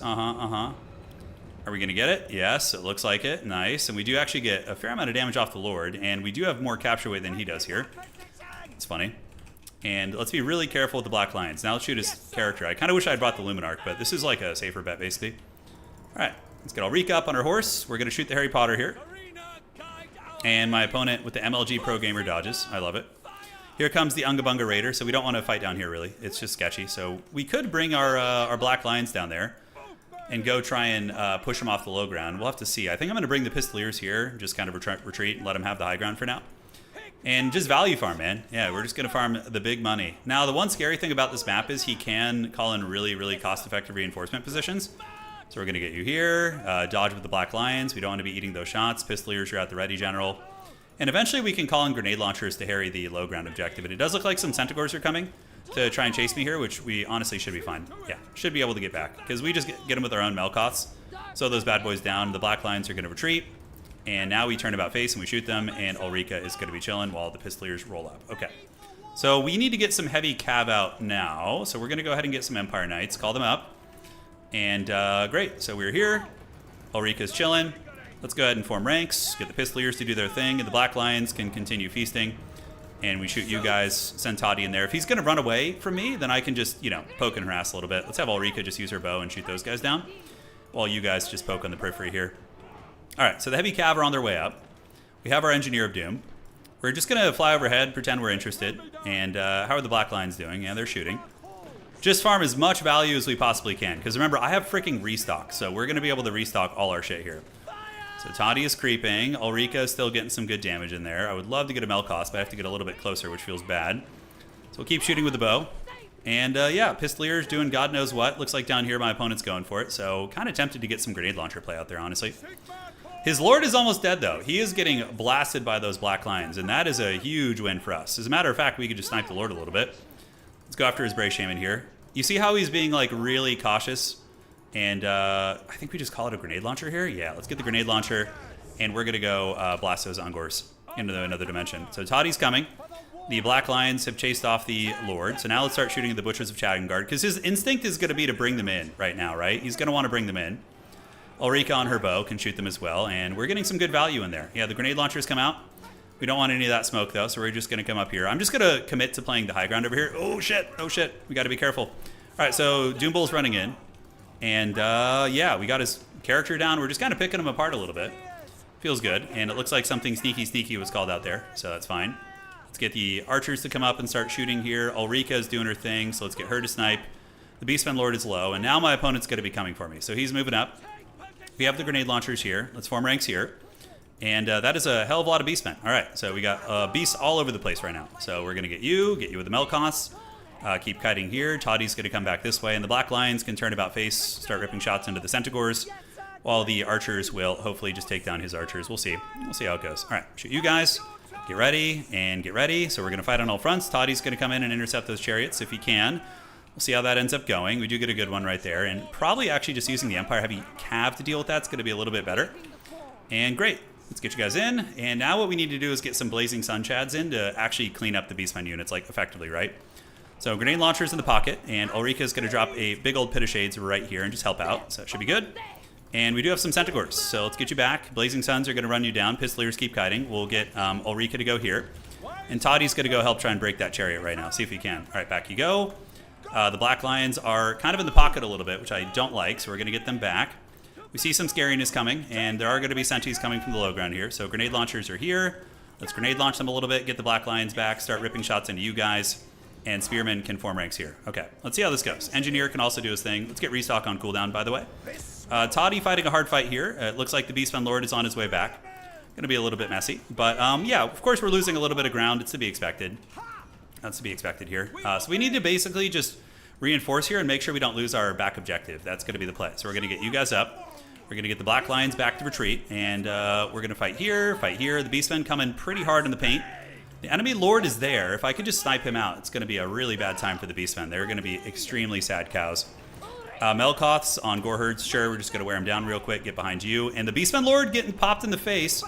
Looking good. We're going to shoot with this, with the Blunderbuss of Doom, and Toddy needs to shut that down. And yeah, we probably just run down these Gores here.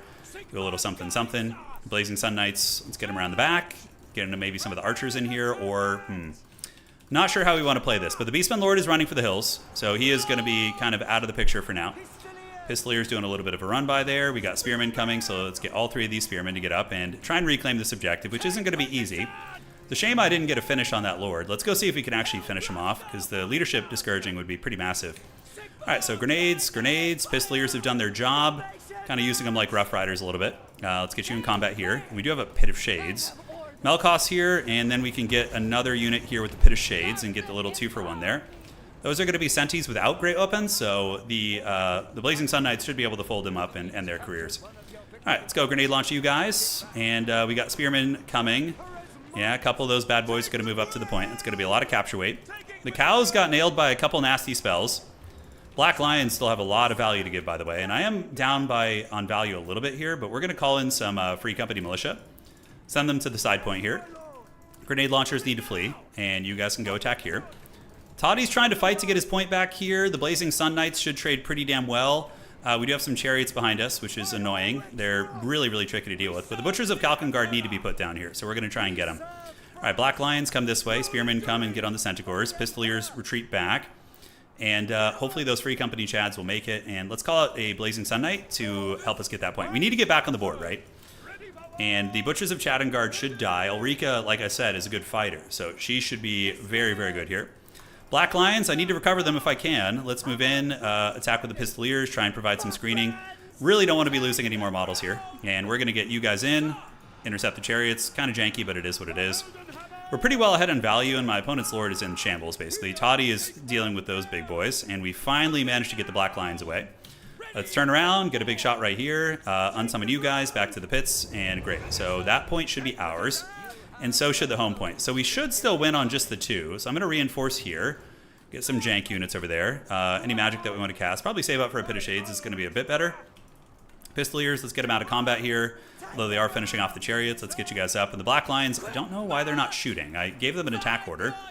Let's pull them back and just play it extra safe. Okay, so they're running. We have the side objective. It's going to come into our clutches. He might actually win on just the 1 right now. We'll have to see, but I'm going to have a metric shitload of time regardless. All right, let's shoot the Raiders right here.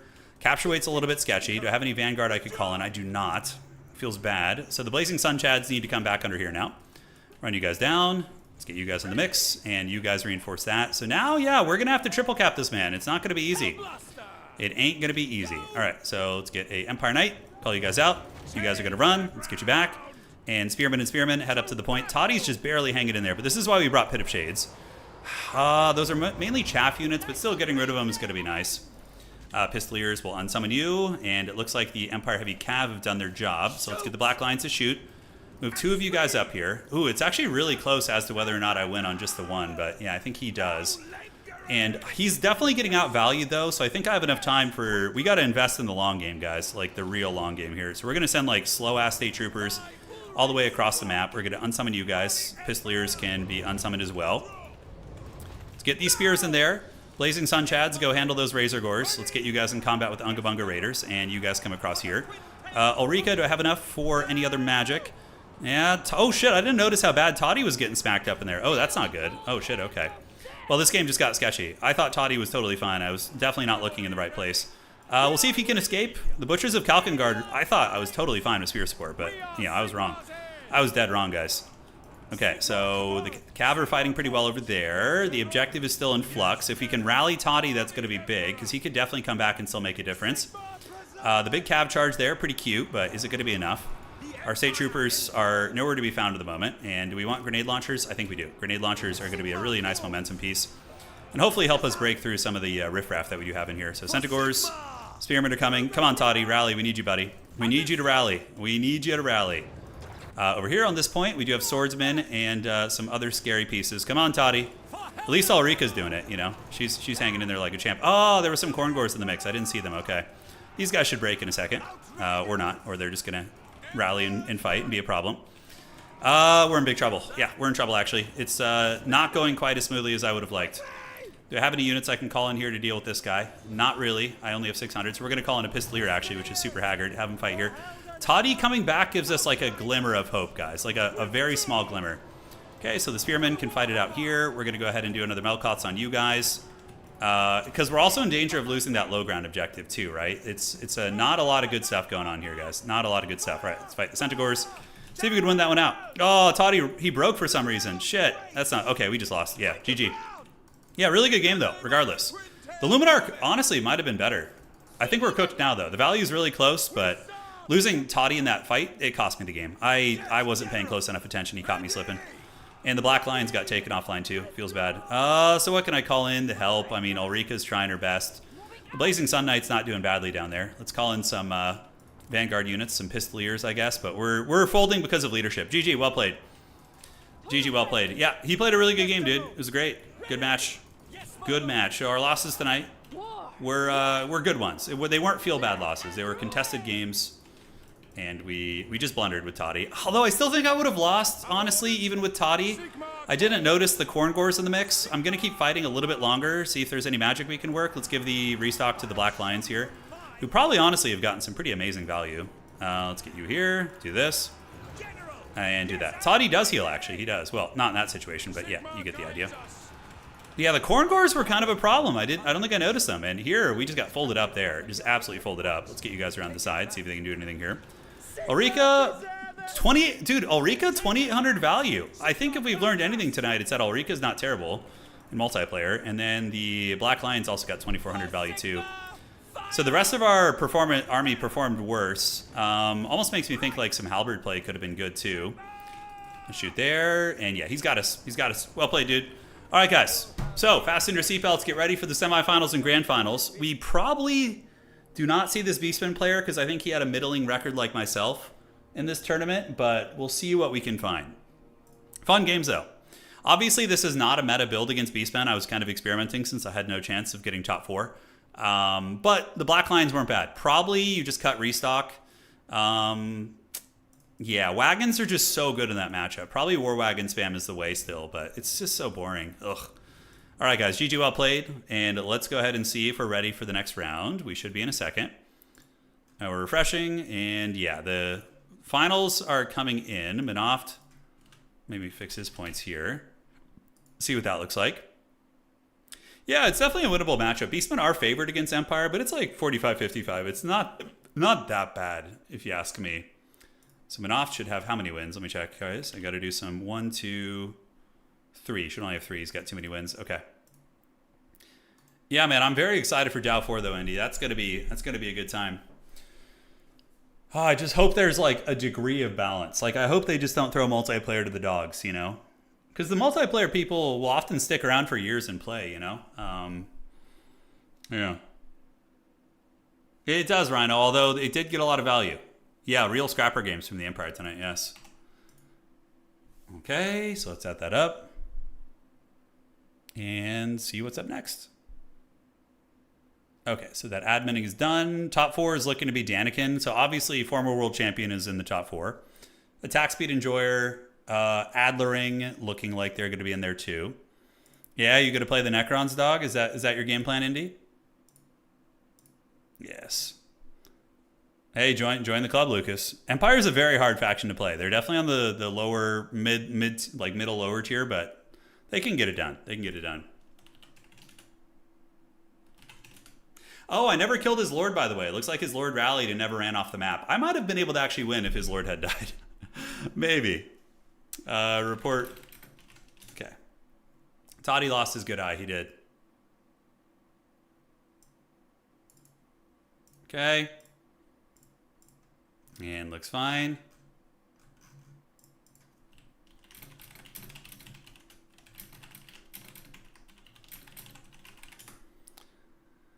Perfect, perfect. Okay, I'll play almost anything with Necrons are most exciting. Yeah, I'm excited. I mean, you obviously played the demo too, Indy. It was fun. It was fun. I think it has potential. Okay, looks fine. So he's reported this. We're just waiting on Outer Region and Ponzi. I didn't even notice Outer Region was playing tonight. It looks like he is too. Greenskin's trash, only good for killing. He says, say that to Gojira's face, dude. He's gonna hate you after that. Yeah. So the faction Red Brigade, Arch, Trench Crusade. I don't know if they have art for the faction that I play. Yeah, the faction that I play in Trench Crusade. Somebody was asking about it earlier. They don't have they're a new Antioch chapter, but they have their own custom miniature line that was designed done by Westphalia Miniatures. They look really good. Honestly, they look, I think, quite a bit better than the baseline Antioch. But yeah, so it's these guys. Yeah, the aesthetic is really fun. This is kind of a close up of that's the mechanized suit that I was talking about there. That big heavy mechanized suit. Their trench cleric is awesome. He's got a hockey face mask on and a whole shrine and everything. It looks so freaking great. Yeah, it looks great. Some people have gone for very vibrant schemes for these guys. What's really fun about this faction too is New Antioch usually doesn't get a big guy, but the Red Brigade gets a big guy. So you actually get a huge heavy fighter guy. You get the communicant there, which is cool. Some modded siege defense after. We'll see Wildfire. We'll see how long it goes. Yeah, we'll see. I knew Goji would appear in the shadows. He just was summoned by us shit-talking orcs. I kind of want to play orcs in the next tournament. I'm thinking maybe the next time I play, we'll do a little greenskin action. Yeah, we can't really get into that, Skrunk, yeah. The communicant anti-tank hunter? Yeah, the communicants, anti-tank hunter. They're very, like, Silent Hill, these guys, yeah. So these are one of the good guy units with an ammo monk. But, yeah, that's a communicant anti-tank hunter. So you can recruit them as mercenaries in Trench Crusade, and they have rifles that can just, like, punch through the best armor in the game, like, with not ease, but pretty well. So they're really, really good. I do have one in my army, though. I do have one, yeah. He's all painted up and good to go. This is the model I have. I have this one. Yeah, this is, like, the stance that he has. And those are ammo monks. So ammo monks are like these little goblins that follow your big elite characters, and they give them like powerful ammo that's blessed by Jesus, basically. Yeah, that's the jam. Give them the consecrated ammunition. All right, semifinal time is coming. Get ready to party. Modern day Jezzails. Well, Jezzails actually already exist in Trench Crusade. New Antioch has them. No, the Iron Sultanate. Excuse me. New Antioch has like yeah. But one of the coolest models are these things. Artillery witches are really cool. Yeah, these models. They're like these weird hellspawn that like float around and they levitate. They summon artillery from the Hell Forges of Hell, and then they launch artillery across the battlefield. Yeah, there's some cool art of these guys, but they're a really fun unit. And they can like levitate, so you can like levitate them on top of buildings to get like better arcs of fire. Really, really neat. There's another... The Heretics also have another really cool model that I like called the... yeah, it's the Werewolf Assault Beast. So it's like a giant werewolf with like hell metal stapled to its body. Again, very Resident Evil, some Silent Hill energy as well. But these guys are super good. They're definitely very, very strong. Yeah. Adeptus Christus, yeah. Yeah, Indy says wood. Oh my god. I knew one of you guys would say that. All right. I don't know that. Oh, you're talking about the pagan warband, Ava? I'm not sure. I'm not sure which one that would be. All right, we're just waiting on a couple dogs to finish their last game here. Useful Toaster and Blood Penguin, and then Clips and Blake. Okay. Let me check. Maverick Sloth can't stick around. Okay, so we're gonna see what happens.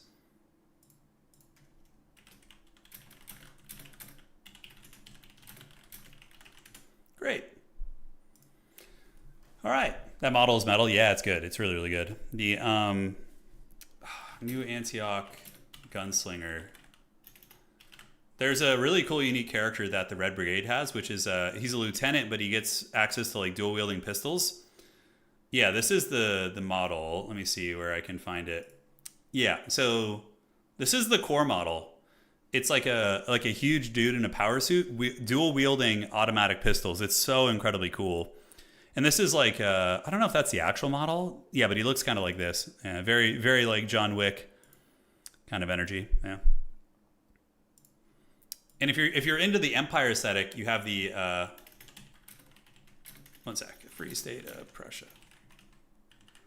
So they added like a German warband, a Prussian warband. So let me find them real quick. The Stroopstruppen warband, yeah. These guys are really good too. They're really, really powerful. So they have like a big lieutenant with a sword and like angel wings, and yeah, they got like really good with grenades, really good with like huge two-handed Zweihanders. This warband is incredibly cool. Yeah. All right. There we go. Someone was having fun making that metal werewolf. Yeah, for sure. Milk and Cookies lurking here tonight. We got a celebrity appearance here. All right. One game still to go, and it looks like we are all done. All right. So let's see what our top four looks like, guys. Thank you for your patience. And where are we going? Danakin, Ponty, Adler. Okay, so Maverick Sloth is not going to be playing since he has to go, so we're just going to be advancing to the top 4 right now. All right. Somebody made an English warband for Trench Crusade, like a Kickstarter version of New Antioch. They looked really cool. Okay, so top 4 time. So you guys let me know who you want to see. And we have Ponty versus Danakin. We'll save Danakin potentially for the finals. Okay. So we have Ponty versus Danakin. And then we have Adlering versus Attack Speed Enjoyer for the top 4. Let me see what factions they're playing, and then we can decide which one we'll cast. Okay, so Attack Speed Enjoyer is on Slaanesh. You know, it's been a while since we've seen Slaanesh annihilate some people, so let's go see if they can still do it, yeah? Lobby code, please. All right, so we're going to go do Attack Speed's game. Thank you guys for your patience. Yeah, Jackson, good to know, man. I'm going to start recording it tomorrow, most likely. So, yeah, we just got to wait for Attack Speed Enjoyer to get his lobby done here. Okay, and he's going to be playing against Adler. Lobby code, please. Thank you. Yeah, where was that? Say English warband. British. Somebody was doing a Kickstarter for like a British inspired warband. Let me look. Hold on. Can see if I could find that somewhere. Kickstarter, maybe. I think it was a Kickstarter. Hold on, let me find this real quick. Oh, that's not it. That's from 11 months ago. No, that's not it. No, I can't find it right now. Oh, well, we'll find it another time. It's a planned faction. Doesn't have models yet and the rules yet, but the artwork and lore. Cool. Yeah, I'll be very excited to dive into it when it does come out. Okay, let's see if we got any lobbies here. Maybe this is the one. It does have a name. All right. And it is Attack Speed Enjoyer on Slaanesh. Okay, so we're going to be seeing Degenerate Slaanesh play. And what are they going to be battling against? We don't know what Adler's playing yet. It'd be funny if Trench Crusade was all Eldritch Horrors and of Industry and Occult, and then just one faction is just the British. Yeah. Jackson saying the modded Araby campaign is actually pretty difficult. That's fun. Yeah, I'm excited. I would assume he doesn't make a lot of friends, yeah. Although you could probably buddy up with Arkan if you want to. Although I think Araby, their campaign, the mission, you have to like reclaim the lost lands of Araby. Yeah. So you have to like take down everybody who's there. All right. Tzeentch versus Slaanesh. Oh, interesting. I wasn't expecting a dreaded Tzeentch player to make it to the top 4, but here we are. So top 4 is, let me go ahead and break it down for you guys. It's going to be Slaanesh and Tzeentch. And then we have, who else is here? What is Ponty playing? Ponty is Ponty, Dark Elf. So we have 2 Dark Elf players and then Tzeentch and Slaanesh. All right, well, here we go. So at least we won't have a mirror match in the grand finals. Your favorite faction is the Court of the Seven-Headed Serpent. Yeah, I played them. We had our little league finale yesterday, and I had to play the Court of the Seven-Headed Serpent and the Black Grail as well. Yeah, the Nurgle faction. Those guys are scary as hell. Like the Hunger, man. These guys, the Great Hunger faction is really scary looking. These guys, very, very grimdark. Let me pull it up here. Yeah, here you go. So yeah, they're all like Nurgle. You see they got these like hags and these like tons of body horror on this faction. They look really, really cool though. Yeah, they're fighting the Red Brigade in this like little preview right here. But their minis were done by Creature Caster, if I'm not mistaken. Yeah, you can see super disturbing stuff. Yeah, they really lean into the grimdark pretty freaking hard. Here's like a concept art for them as well, done by Creature Caster. Yeah. Oh, it's not loading for some reason. Yeah, here's one of their big super heavy guys. All right. Let's refresh. And see what is up. Okay, we're waiting on these guys. And great. Everything's all set. We don't know the map's going to be yet. Adler and Attack Speed Enjoyer duking it out. Slaanesh probably favored. Although Tzeentch can cheese Slaanesh pretty good. With like, if you can get the Air Force and have those big scary flamethrower boys up in the skies, I feel like you could still get her done. We're going to have to see though. Look up the art for the Temple of Metamorphosis. Temple of Metamorphosis. Sure, I'll look it up right now. Okay. Oh yeah, that's some scary shit. Yeah, that's definitely some really, really scary stuff. Oh yeah. Yeah. I don't know how YouTube would react to that. And some of these ones. These ones are like really brutal. It's very much like Dead. What's that like body horror, space horror survival game? Dead Space. I knew. I mentioned a horror subject and Anna is conjured. She's like summoned and she will know it. Dead Space though, yeah. They look like they're from Dead Space. That's what I was going to say. Yeah. Scary Nightmare stuff. Yeah. Yeah, they have a... I think they were going to do like a Hebrew faction. That faction you're talking about. I think they were going to add some sort of a demonic vampire faction as well. That's like sort of aligned with hell, but vampiric elements. A lot of really cool historical stuff to pull from there too. Yeah. Okay. So just waiting for the big dogs to wrap it up here.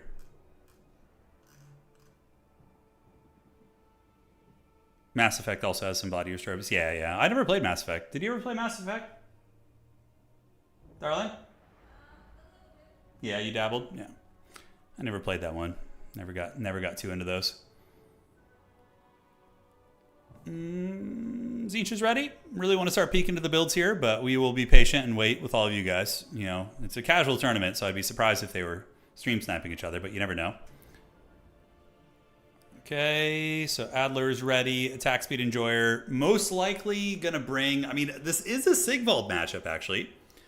And they're playing on Black Ark. I think they forgot to change the map. Let me check.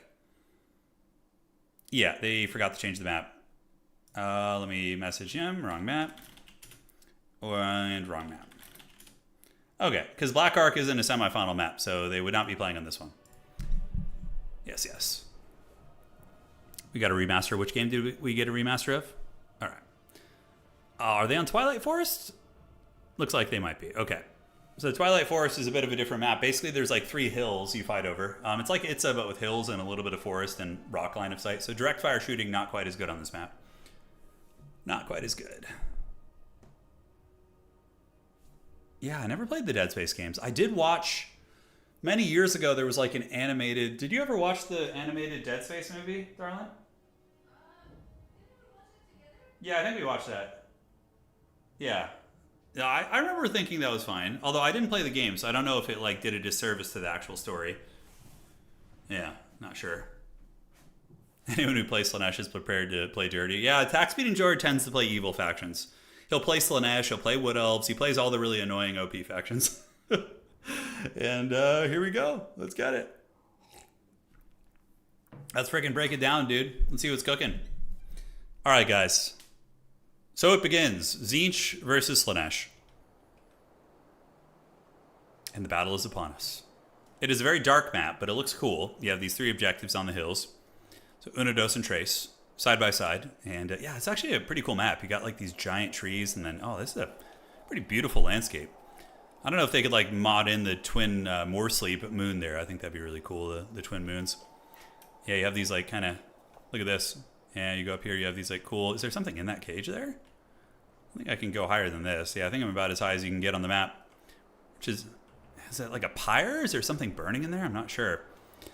All right, ladies and gentlemen, let's go ahead and break it down. So, sorry, it's a very dark map. I try to keep dark maps out of the tournaments. It's very hard to see, but yeah, we'll do our best. So, Warriors of Chaos is going to be doing an armor check, actually. So, well, not Warriors of Chaos, but the Slaanesh forces. Chaos Warriors of Slaanesh. Silver Shields, Immune to Psychology, Phys-Res. Yeah, Phys-Res is not very good in this matchup, but that is one thing Tzeentch does very well, is they do magic damage, and it surpasses Slaanesh's Phys-Res. Hellstriders and a Chaos Sorcerer Lord of Slaanesh, who does a Melkoth's and Pit of Shades, very, very good spells. And the rest of the build is going to be Marauder Horseman into the Sunset. All right, guys, for the army of Mr. Adler, he's got Forsaken, which will just kind of bounce off Chaos Warriors. I think Chaos Warriors might win that fight. I'm not sure because of the HP difference, but something to test, actually. Maybe the Forsaken with the charge bonus get it. I don't know. Shrieking Skyrays and also the Knights of Immolation. So these guys are pretty good for dropping steaming hot payloads on your opponent's face. You got 5 charges, and it does fire damage and magic damage, so it's very, very good against, you know, a multitude of things, really. And on the ground here, it is going to be a Chaos Torture of Metal with Final Transmutation, a Soul Grinder of Tzeentch to just skirmish from downtown, an interesting choice, but good at sniping like big combat lords. And then we do have a Chaos Sword of Tzeentch on horseback. That's super rare. You don't really see horse characters too often, but man, does Tzeentch look really, really cool. All right, so the Soul Grinder, skirmishing with the Horseman here, and, you know, getting a little bit of a tickling of the pickle. But Slaanesh is going to be doing classic Slaanesh stuff, using their 95 to 100 movement speed units to basically triple cap the Tzeentch army out of the gates. Now, the victory ticket's going to be starting to head for the forces of Slaanesh. And Slaanesh does look like they're going to be going for a stuffing strategy, so what they're going to be doing is most likely sacrificing value by moving up all their units here, sitting on the points, and then just trying to win attrition that way. Maybe yielding value, trying to win on the victory tickets, considering they have a triple cap out of the gates. We'll have to see how he decides to play it, though. We will have to see. So Knights of Immolation waiting in the wings. They've not been sent in yet. A couple of Hellstriders are just trying to jump on the point to slow down the capture of the enemy. So far, so good. A couple of Hellstriders for attack speed and joy, getting a little bit crunk nasty in the backfield. And if they're not careful, they might get wrecked by these Silver Surfers up here. So here comes the Knights of Immolation. They're going to be charging down, and good micro there. Attack speed and joy notices. He gets away. And yes, indeed, ladies and gentlemen, it does look like it's going to be a stuffing strategy. Homie is going to be parking all his armor on this point and looking to keep Tzeentch from getting any objectives, really. Now, these are Marauders mixed with Chaos Warriors. I'm curious to see how this fight will go, but Zangors will be able to defeat the Marauders of Slaanesh. The Chaos will get it done. But the Forsaken of the Chaos Warriors is a little bit more of an interesting fight. I'm not sure who will win that one, but I feel like the Forsaken with the charge bonus might be able to just edge that one out. I don't know. We'll have to see. So Tzeentch is consolidating its big fight in the middle. Over on the flank, a bit of a missed micro by Mr. Adler. He does get his skirmishers caught by Slaanesh.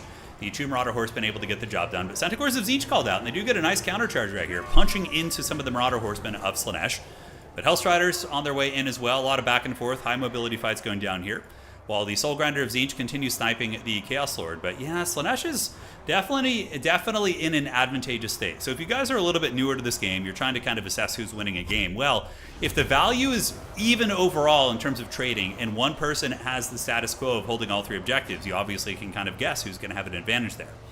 Here, Centaurs of Tzeentch are getting bullied by the Hellstriders of Slaanesh. So the Hellstriders chasing those bad boys down.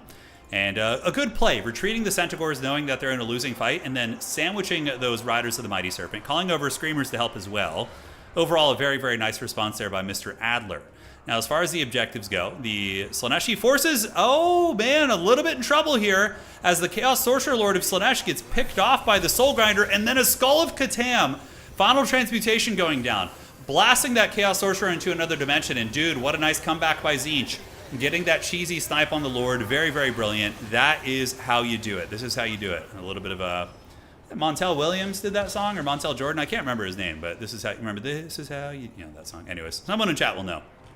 All right. So, Tzeentch on their way to getting the middle objective back. Slaanesh is leaderless right now, and on the backside, though, it's a little bit messy. It looks like Slaanesh was able to get a good overwhelm with some advancing Chaos Warriors coming down from the hill right here. They did take that backfield fight, and the Hellstrider is able to trade incredibly cost-effectively, so we will see how this all goes.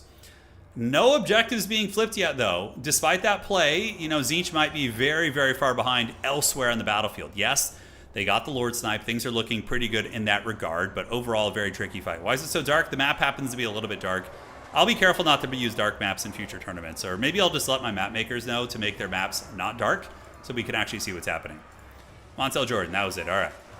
So Soul Grinder of Tzeentch, trapped in the backfield, surrounded by Hellstriders and Chaos Warriors, also eating some Javelin, so Slaanesh getting the Javelin fire in there. A bit of a disaster here for Tzeentch, and Tzeentch just doesn't have the agency on the battlefield to get any objectives, really. I mean, they got armor checked really hard by these Chaos Warriors. Sure, they got that snipe, which was cute, but you can see any attempts from Mr. Adler to escape his backfield are being rapidly intercepted, and it looks like Slaanesh is going to be getting the victory. GG, well played. All right. Yeah, that map's just too dark. Yeah, it's a shame because aesthetically it's really nice, but you know, that's actually a good thing. I'll make an announcement to the map makers that if they want their maps to be used in events, they got to make them at least like a little bit more spectator friendly for viewers, but and myself too, and the players. It's dark for everybody. So yeah, this build had some really weird elements. Like, I didn't love the Soul Grinder of Tzeentch, even though it did lead to a snipe. The Screamers were a bit of an odd pick, but elsewhere, the other stuff was fine. It was fine, but he just didn't have the width to deal with this and just kind of got ground down. Despite getting a good Lord Snipe, he lost like all the other fights, which was tough. So, GG, well played, guys. So now we're going to be going on to the Grand Finals, and it will be Danakin or the Lord of Hydras versus Slaanesh. Pontyclaw, yes. Okay, finals are there. So let's invite this. We're going to get the big dog in the finals. Attack Speed Enjoyer, probably pretty hungry for a win here. Finals. And there we go. Okay. Outstanding. Yeah, it was a little too dark. It's a little too dark. Slaanesh games are usually fast one way or the other. Slaanesh usually like wins or they lose spectacularly quickly as well. But Slaanesh is still the strongest faction of the game, I think. Their win rate is lower. But yeah, they are, in my opinion, still the strongest faction. They're incredibly good. Their win rate, though, is low. I think a lot of newer players are getting their hands on them. But in the hands of like high-level players, they're a menace. It's probably because Anticity's not really playing too much now. Yeah, has he not been... He's only got like 10 games played this season. Yeah. He enjoyed the attack speed of Slaanesh. He did. All right, so we're waiting on Danakin and Ponty to finish. And it will be Dark Elves versus Slaanesh in the Grand Finals. A lore-friendly matchup, for sure. It's winnable for Dark Elves, but very difficult. Super favored for Slaanesh. But Danakin has a couple builds that work very well, I think. So we'll see if he can pull them off. We'll see if he can. That was a fast match. Yeah, welcome to the Slaanesh Club, dog. That's usually how it goes. That is usually how it goes. All right, looking fine here. Tomorrow's Monday, right? Yes, tomorrow is Monday. Let's refresh this. Let me tell him to report his game here. Report your game, please. Thank you. Okay, so he's going to report that, and then we will wait for the next round. We were looking at something before we jumped into the game. I can't remember what it was. I guess it was just mainly Trench Crusade stuff. Yeah, it's a fun game. Fun game. Have we gotten any news about... we haven't gotten any news about DAO 4, nor have we gotten any news about the old... not the old world, but the olden era. Yeah, Heroes of Might and Magic. Man, I'm fiending for that game, dude. It was really fun. The demo is great, and the fact that they are going to have like matchmaking and stuff, that's going to make it very, very cool. It's been Monday here for 6 hours. There you go. That Nurgle-like faction. Yeah, we were looking at the Great Hunger a little bit, yeah. Today it's Monday. Get on Australian time. Yeah, there you go, T-Rex. How you been, man? You been doing all right? Hanging in there? Attack Speed Enjoyer advances to the finals. Let me message Danakin, see when he's going to be done. Let me know when done. And then we have Ponty is there too. Let me know when done.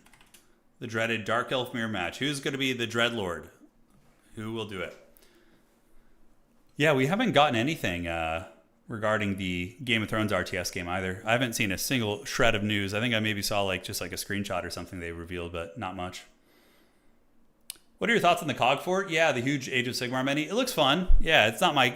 it's cool, but it's a little bit I like big models, but I'm more of a fan of rank and file and the common man putting in work on the battlefield than I am big chungus things that are half your army, you know?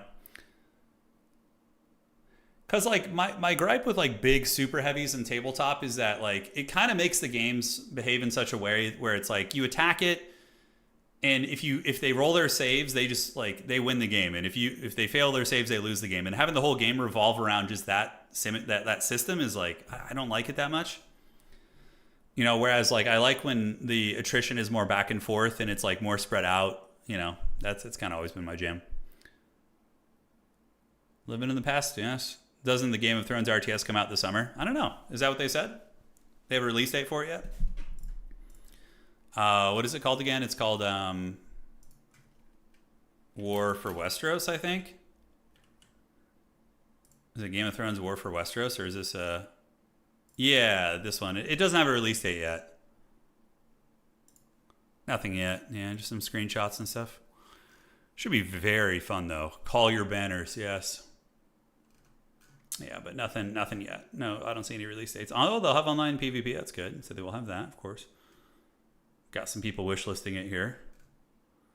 Yeah, kind of interesting though. It has like a bit of a Total War aesthetic too. You can see the campaign map here: the Riverlands, Westerlands, Crownlands, the Vale of Arryn. Yeah, I'm gonna go get thrown out of the tower up there.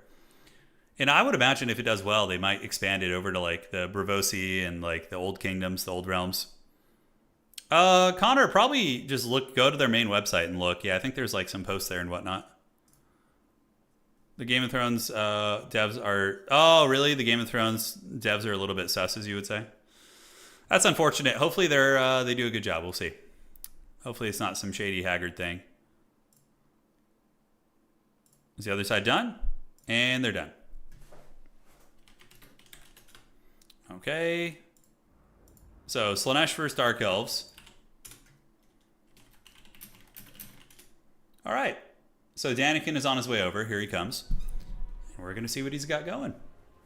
When will we get another Lord of the Rings game? You know what?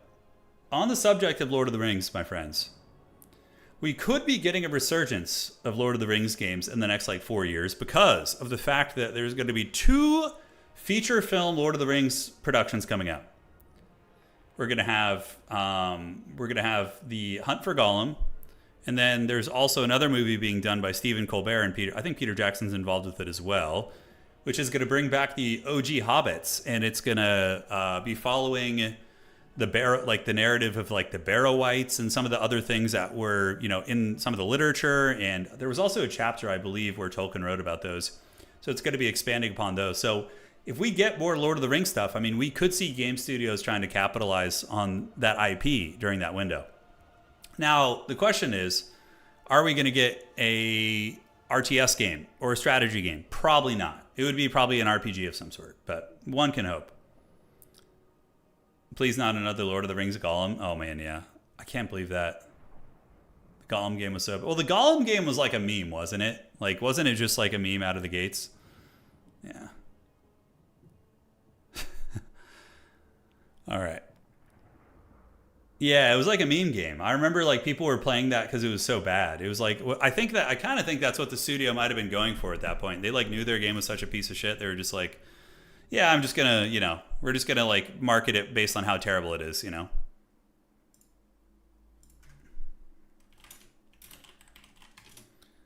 right, cool.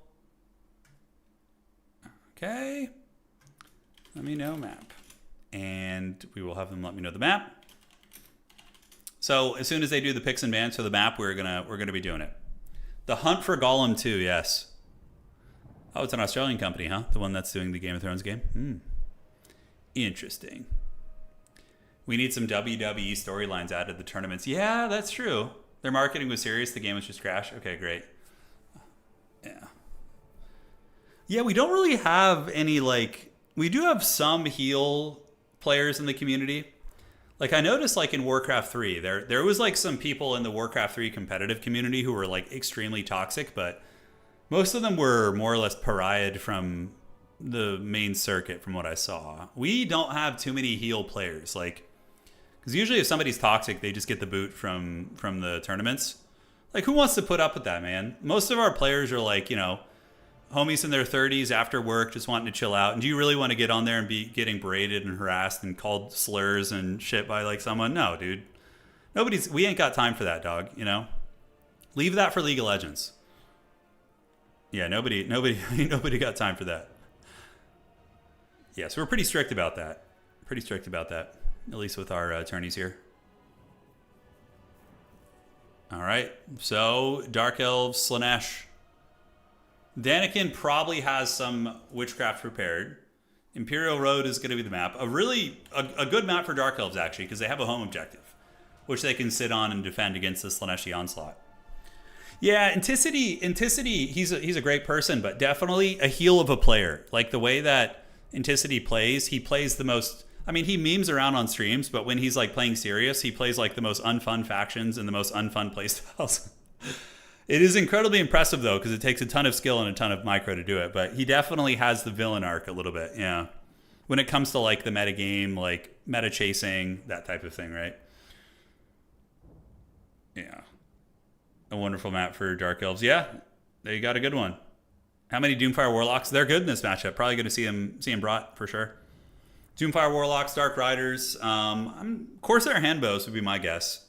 Corsair Handbows are pretty okay at kiting light armor, so we'll see what they can do. Yeah, we will see.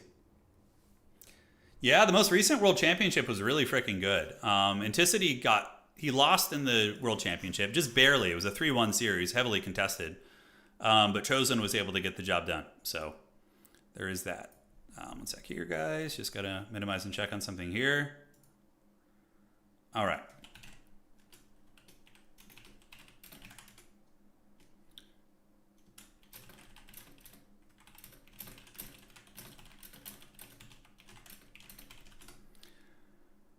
All right. And it's a ruthless pirate lord. He is. Yeah. Great player, though, for sure, man.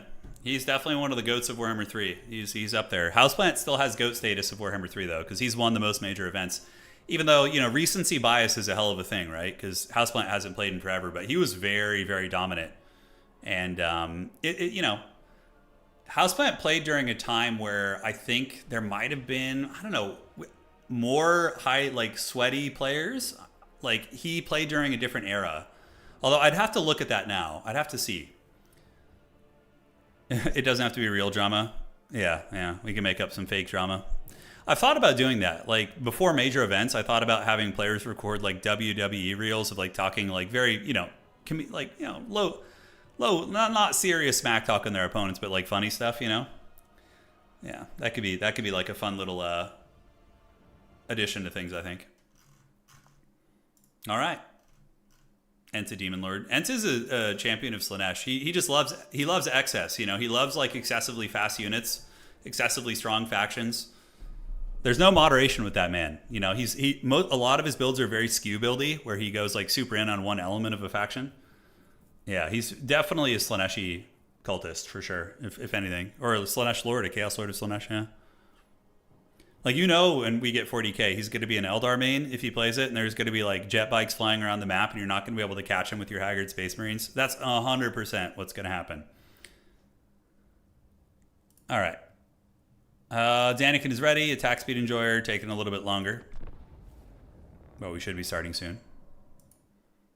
Yes. And yeah, we'll be back streaming all throughout the week, guys. I'm gonna take tomorrow to do some. I gotta do my taxes tomorrow. Finish my taxes, and then we'll be back Tuesday, Wednesday. Streaming throughout the week. Oh, dude, I know. I'm so excited for 40k too. I hope they don't drop the ball on it. It could have a rough launch, but I think eventually it'll get polished. It's too big of a thing to fumble. It's too big of a thing. Oh, you think Ent would main Tau? I don't think so. Ent is an Eldar player all day. Because Tau are, like, mobile, but they're not, like, Eldar mobile, You just did taxes. It's so miserable. Nothing. Oh, God, dude. When you run your own business of sorts, I have my own Haggard business here, obviously, with YouTube, and tax season sucks so bad. I do miss, like, working at my old 9 to 5. They would just, like, give you, like, a tax form, and you're just done in, like, a couple minutes. But, like, oh, God, dude. It's so rough, dude. All right, guys, let's break it down and see. Yeah, I knew it. Corsair Handbows, big dog. It's time.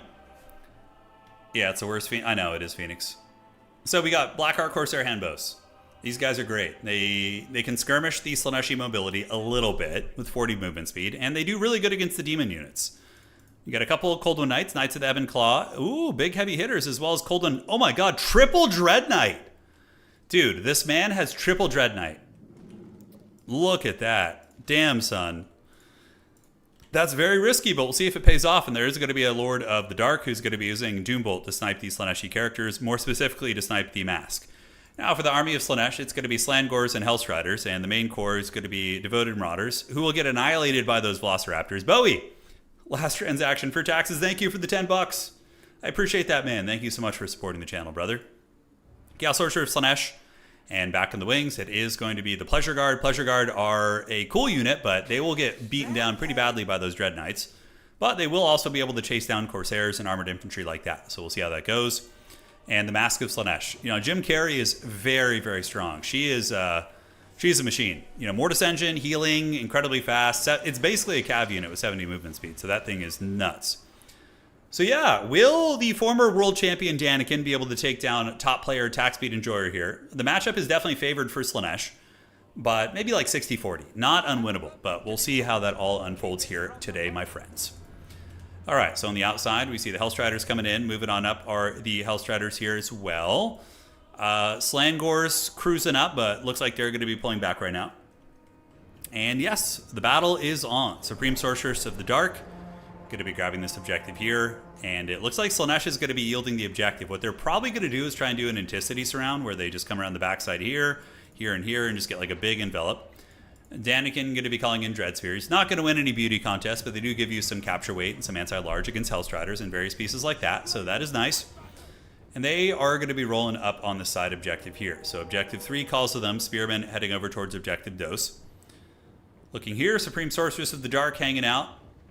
And yes, Slaanesh just going to be calling in a big army and probably trying to Alpha Strike, would be my guess. So Danakin is going to obviously get the double cap out of the gates, which means he's going to surpass his opponent in victory tickets early on. You can see 63 to 61, 65, 62, 67, 63. I feel like we're in an auction house right now. But regardless, it is going to be a big buildup. And Slaanesh is going to basically just, you know, they're gonna wank it for a minute here, and then they're going to, you know, unleash their full payload on their opponent. We're going to see if it works out. Drawd in chat saying, how do you defeat Slaanesh? Trying to win on the flanking engagement, everyone. It's tricky. It's tricky. It's a very hard question to answer, Drawd, because you need to give me a specific matchup, and then I can give you more insight into that. All right. So Slaanesh is coming up. We do see them calling in what appears to be Devoted Marauders, Hellstriders, and Hellscourge Hellstriders. Getting ready to fight. And Danakin is going to be yielding the middle objective. So it looks like Homie's not going to be trying to hold it that hard. Just maybe very loosely holding it. What he's afraid of, and the dangerous thing is, if Danakin were to advance up here and set up a battle line right here, it's much easier for his opponent to envelop him. Whereas if he keeps playing really cagey, kind of in his backfield, poking up and back and backing up, it's much harder to envelop him like that. You know? It's much harder. Drawd, what I said is you need to tell me with which faction you have a question about, and then I can answer it. Pretty nasty little force here. I mean, Pleasure Seekers, or the Pleasure Guard, they're a strong unit. I mean, they hit really hard. They can annihilate a lot of units. Dark Riders are over here. There we go. When you get tired of streaming, you can be an auctioneer. Yeah. Oh, absolutely. There you go. That's a great career, I'm sure. Be fun though. Honestly, all jokes aside, I would enjoy it. I mean, if it could support my the livelihood of my family, you know, I would consider being an auctioneer. Sure, why the hell not? All right, guys, Danakin going to be forming ranks, and Slaanesh is happy to just get the 2 objectives. Now, this is the correct play by attack speed enjoyer. You see, what he's doing right here is he is not engaging the Dark Elves on their terms. What Danakin wants is he wants his opponent to get a Slaaneshi boner, and he wants the Slaanesh boner to attack him, so then he can kite backwards and pick him apart with the hand bows. But by just sitting on the middle objective and holding that, forcing Danakin to be the one to move forward, that is a very, very good play. We're going to be seeing a Doombolt coming down on the Slaaneshi Sorcerer. He's running, he's got his cool cape, and he does get boinked, losing a lot of HP, about 1,000 HP right there, so pretty good. Kind of softening him up for a little bit later. But yeah, Danakin is going to have to move up. You can't really fight it, you know, on just one objective. You got to play both. Yeah, so typically the Dark Elves, kiting Slaanesh and value trading with them is the way you want to play it. So when Slaanesh attacks you, you want to play defensively. You want to kite backwards and drag them through the mud using your home field advantage, and then counterpunch them later on. So very much think of like Slaanesh in the sense that they would be like a Joe Frazier. And, well, that's not really a great analogy. Oh, I don't know. And you would want to be the Muhammad Ali. Like, on the ropes, sure, you're taking some hits, but you're value trading a little bit better. Although Joe Frazier did beat Ali in a fight. But, you know, it's kind of the metaphor is like the aggressor versus the defender. That's typically you want to play a very cagey defensive counterpunching game against Slaanesh with most factions. There's only like 1 or 2 factions in the game that will actually take the fight to Slaanesh. And that's typically going to be like Demons of Chaos can beat them. And then Tzeentch is actually kind of favored against Slaanesh too. I think, well, are they? They typically are, I think. I think it was just not the right build last game we saw. No, I don't know if Tzeentch is. But definitely Demons of Chaos are. The Changebringers can give him some trouble. A lot of the things like that. A Clay Guida, sure, there you go. Yes, I know who he is. That Doombolt did really well, though. We do see the Chaos Sorcerer of Slaanesh getting blasted. He's on his way out. And yeah, Slaanesh does yield the objective. So you see how cagey these guys are being, you know? Really, really cagey gremlin play on the objective. I love this.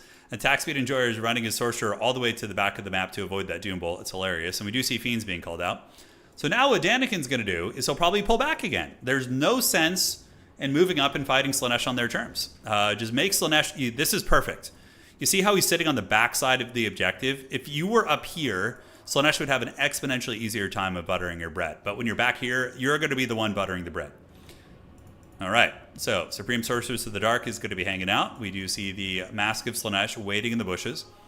Yes, yes. Pleasure Guard and company are still here. And Attack Speed Enjoyer are doing the dreaded RTK buildup. The most forbidden and also one of the most boring strategies in the game. But it's exciting when it finally happens. You know, when the buildup finally happens... It is very epic when there's like a big clash, which is what we're going to be getting. I guess it's kind of like the skirmish phase in old land battle games where they skirmish for like 45 minutes before they fight. All right.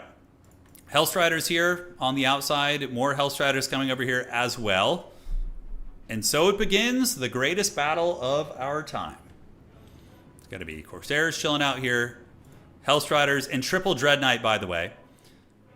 Attack Speed Enjoyer channeling his inner Anticity is going to be coming from the outside. And now we do see Jim Carrey coming in. The Mask is here. She's going to be doing some cool dance moves on her way in. And she does have a Mortis Engine as well. So it's going to be very good at draining these forces. Hellstriders clashing with Dark Riders. And the Mask is going to start bullying these Corsair units. And oh, Champions of Slaanesh coming in as well. They are going to be really killy against these Corsair infantry. But Doombolt is going to be the response from Danakin. Dropping an overcasted Doombolt here on the Mask of Slaanesh. And that's going to do a ton of damage. And kaboom! But the Supreme Sorceress is getting hunted by the Mask. A little bit sketchy. And Slaanesh is going to be attacking from every angle. Knights of the Ebon Claw, the Dread Knights, going to be fighting a hard fight versus Hellstriders. Also getting outflanked by the devastating flanks of the Fiends of Slaanesh. So you can see they're going to start taking some damage. But another Cold One Dread Knight is going to be piling in here and getting a big win, actually. And these Dread Knights winning the fight here. Crushing the Hellstriders. And now I think the Fiends of Slaanesh might be in a bit of a precarious position. But Pleasure Seekers are in the mix. Pleasure Seekers are probably one of the killiest cav units in the game, so they get in this fight as well. So we do see what appears to be a Blade Storm of something going down over here. On the backside, the Lord did get away, so Danakin was able to escape there. Attack Speed and Jorah piling in on the back objective, but the Pleasure Guard don't want to be fighting all these cheap spear units. Certainly not their favorite thing. But the Supreme Sorceress of the Dark is sitting at 7 leadership, 4 leadership, being hunted by the Pleasure Seekers, and she gets broken. Ouch for Danakin. That is not good. In response, Danakin's going to be calling out some Dark Riders and using his Corsair hand bows to skirmish and poke those bad boys down. And you do see the Supreme Sorceress fleeing the scene, escaping, and all is good there. All right, guys. Candid Assassin going in for the kill on the Mask. A pretty cool fight. We have the Weeb Assassin with his Naruto run piling in to fight the Mask. Mask is certainly a really, really good duelist, but does have low HP. So if the Supreme Sorceress could come back, that could be pretty massive and get some more Doom Bolts there. And does she rally? The Pleasure Seekers get killed, and oh man, Danakin did rally his Lord. That is freaking huge. If that Lord had ran, he might be cooked, but with that Lord coming back, now we got a game on our hands. So on the objective here, if the Mask gets taken down by a Doombolt, it's going to be pretty big. Corsair Handbows kiting and doing a very, very effective job, so they're going to be running back, shooting at the Pleasure Guard, which only have 60 armor, so they can get worn down. And the dreaded Dread Knights holding in there, man. They're not doing bad at all. Not seeing any Slaaneshi Harvesters. I thought we might see them for their magic damage, but the fact that the Dark Elves have been able to hold on to their back objective here is huge for his chances of victory, because if Slaanesh had triple capped him, the points would basically be, you know, Slaanesh sitting at about 1,000 right now, if not 1,100, and then Slaanesh would have a win condition of falling back and getting the points, but without the triple cap, it's tricky. Pleasure Seekers causing havoc, tearing up the Corsairs, but you start to notice that there's a lot of light green all over the place here, a lot of the Dark Elf color scheme. And Slaanesh is starting to look a little bit anemic here on the battlefield, as they do charge in their Pleasure Seekers. But the Pleasure Seekers are not going to have a good fight. You know, they get absorbed by the Dark Riders, and then we get Dread Knights moving in. And Dread Knights are dreaded. The armor piercing's a little bit wasted on the demons, but they still hit incredibly hard and have a good charge bonus and really good combat stats. So we'll see how that goes. Looks like some Witchcraft is activated. Narcissism used on the Supreme Sorceress. It would make a lot of sense for a Dark Elf Supreme Sorceress to be a Narcissist, so that is lore-friendly. But no Doombolt activated. The Mask of Slaanesh being alive is a bit of an issue. It is going to Mortis Engine down these units, although it's using the Vigor Drain. I don't know why it's not using the Mortis Engine. You know, maybe I missed the memo on that one. But big pit fight here. Narcissism is free now, so the Supreme Sorceress is now a humble character. Going to be dropping the Doombolt on the Mask, and that will do quite a bit of damage, but the Overcast damage does hit home. 2 leadership on the Supreme Sorceress. And here it comes, and kaboom. I mean, the mask might get close to crumbling here. Jim Carrey certainly not feeling happy about this. Look at the bobbing and weaving from Attack Speed Enjoyer. Look at that. Oh, she's going for it. Oh, we got the girl fight here. As the mask is hunting down the Supreme Sorceress with 98 movement speed for a foot character. This shit is like Jurassic Park, bro. Look at that. Oh my god. Oh, the speed is lowered by the mask. She's down to 70 speed, and the Dark Elves call out some Harganeth. Oh, badass. Harganeth Executioners to defend. But the mask outruns them. Fascination activated there as well. And look at this. Jim Carrey's going bananas. And it looks like the Sorceress is going to be running into the Harganeth Executioners, and Jim Carrey starts to get hammered by the Great Weapons. That's pretty good. The mask is at 700 HP. Dark Elves have been able to hold on to the objective. Danakin pulling up in value a little bit, but very, very close game here, guys. Very close game. Seekers of Slaanesh and Devoted Marauders and Hellstriders grinding it out. And yeah, it's just a nail-biter of a game. Oh my god. If Jim Carrey survives this, Danakin is channeling all of his dreaded Eastern European micro right now. He's channeling the power of Ukraine here to get away, and it looks like he does. Success! All right, so the Mask of Slaanesh here is running. And it looks like the Sorceress just basically having survived a horror movie. Can you imagine how scary that would be? To be like, and Rependium, thank you for resubscribing, by the way. I did miss that. Imagine how scary that shit would be. Being like you're riding a horse, and then like a demon is chasing you on just like at the speed of a horse, right? And it has like these giant like pincer claws, and just like laughing all maniacally as it chases you. That's some like horror movie shit, man. But Danakin's going to need to get back on the points relatively soon. The Harganeth Executioner is tearing up the Seekers. The Dark Riders and the Corsair Handbows doing very good. Jim Carrey looking very, very low. Currently is doing the Waltz of Lethargy, so giving melee attack to some of the Marauders here. Oh, but the Canid Assassin coming in for the kill. Sitting on how much leadership? Currently broken, but look, the mask is low at 16 leadership. Canid Assassin does get broken, but didn't do badly there. Now, Danakin is on the warpath to get the objectives back. Not going to be easy. Pleasure Seekers are coming out. These things are super obnoxious to deal with in the late game. They're fast, they hit hard. In their first life, they only got 600 value, though, so it does look like there was a good job done at keeping them in check. All right, so Narcissism. Oh, no. Narcissism activated on the Supreme Sorceress. She's in trouble. Looks like Jim Carrey is running away with 232 HP in the woods. And those Pleasure Seekers. Look, he's trying to protect it. The Corsairs are forming ranks to protect their lord. How epic. And here comes the Pleasure Seekers, but are they baited into a bad fight? Dark Riders piling in, Dark Riders over here as well, and the Corsair Handbows are kind of grinding down these Pleasure Seekers. He kind of got baited in by that Supreme Sorceress right there. All right. So the Dark Elves holding on to the back objective for now, and it does look like Jim Carrey's hanging in there, but man, oh man, is Attack Speed Enjoyer close to winning on just 1 point. Very, very close to it. All right, so dude, the Lord actually lives, 200 HP. That's so worth it. Sacrificing like 200 HP off your Lord to get like an 1800 gold cav unit. Pleasure Seekers are absolute Terminators, but they got baited into a bad fight right there, so that was pretty good for them. More Dark Riders called out, and we do see Jim Carrey running in the woods, chasing down the Canid Assassin. Might be able to get the KO here. Let's go ahead and zoom in, get a little cinematic shot right there. And we do see it going down. Perfect. Oh, and down goes the Assassin, taken down by Jim Carrey. Jim Carrey didn't hear any bell whatsoever. Get down, Mr. and Mrs. Sorceress, I know. Hellstriders are going to lose to the Mass Dark Riders, especially with Handbow support. As it currently stands, guys, Slaanesh does win on one objective.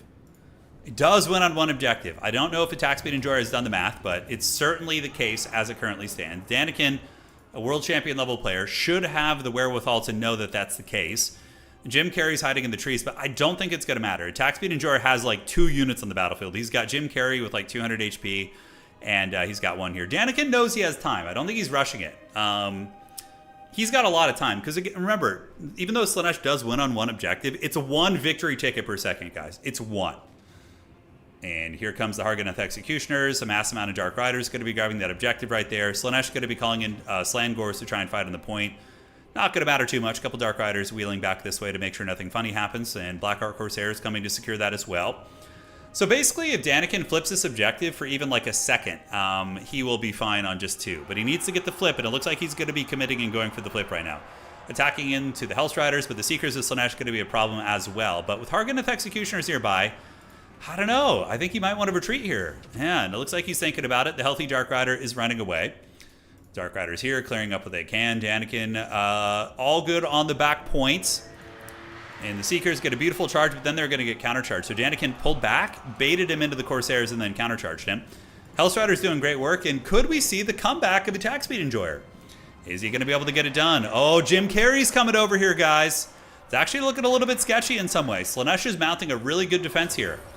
They're mounting a really, really good defense. Harganeth Executioners will be all right, but guys, this could be trouble. With Jim Carrey alive, sitting at 232 HP, Danakin might be cooked out here, actually, guys. He might be in serious danger. And Danakin doesn't have quite enough to finish off the mask. The mask bringing the big AoE damage, and the Harganeth Executioner is doing it, and he taps out! Win for Slaanesh. The villain gets the win. Man, what a game. I thought Danakin had that one in the bag. I thought he had it in the bag, but he did not quite break through. But sometimes you need the villain to win to have the story be interesting. All right? Well played to Attack Speed Enjoyer, showing that Slaanesh is still a good faction despite their win rate not looking super good right now. That's mainly just because I think top players aren't really playing him too much. But yeah, fun game. We actually got to see some cool stuff. Champions of Slaanesh versus triple Dread Knight. I mean, man. Look at the value on the Dread Knight. It's not very good. 455 on these ones, and then we got 736 right there as well.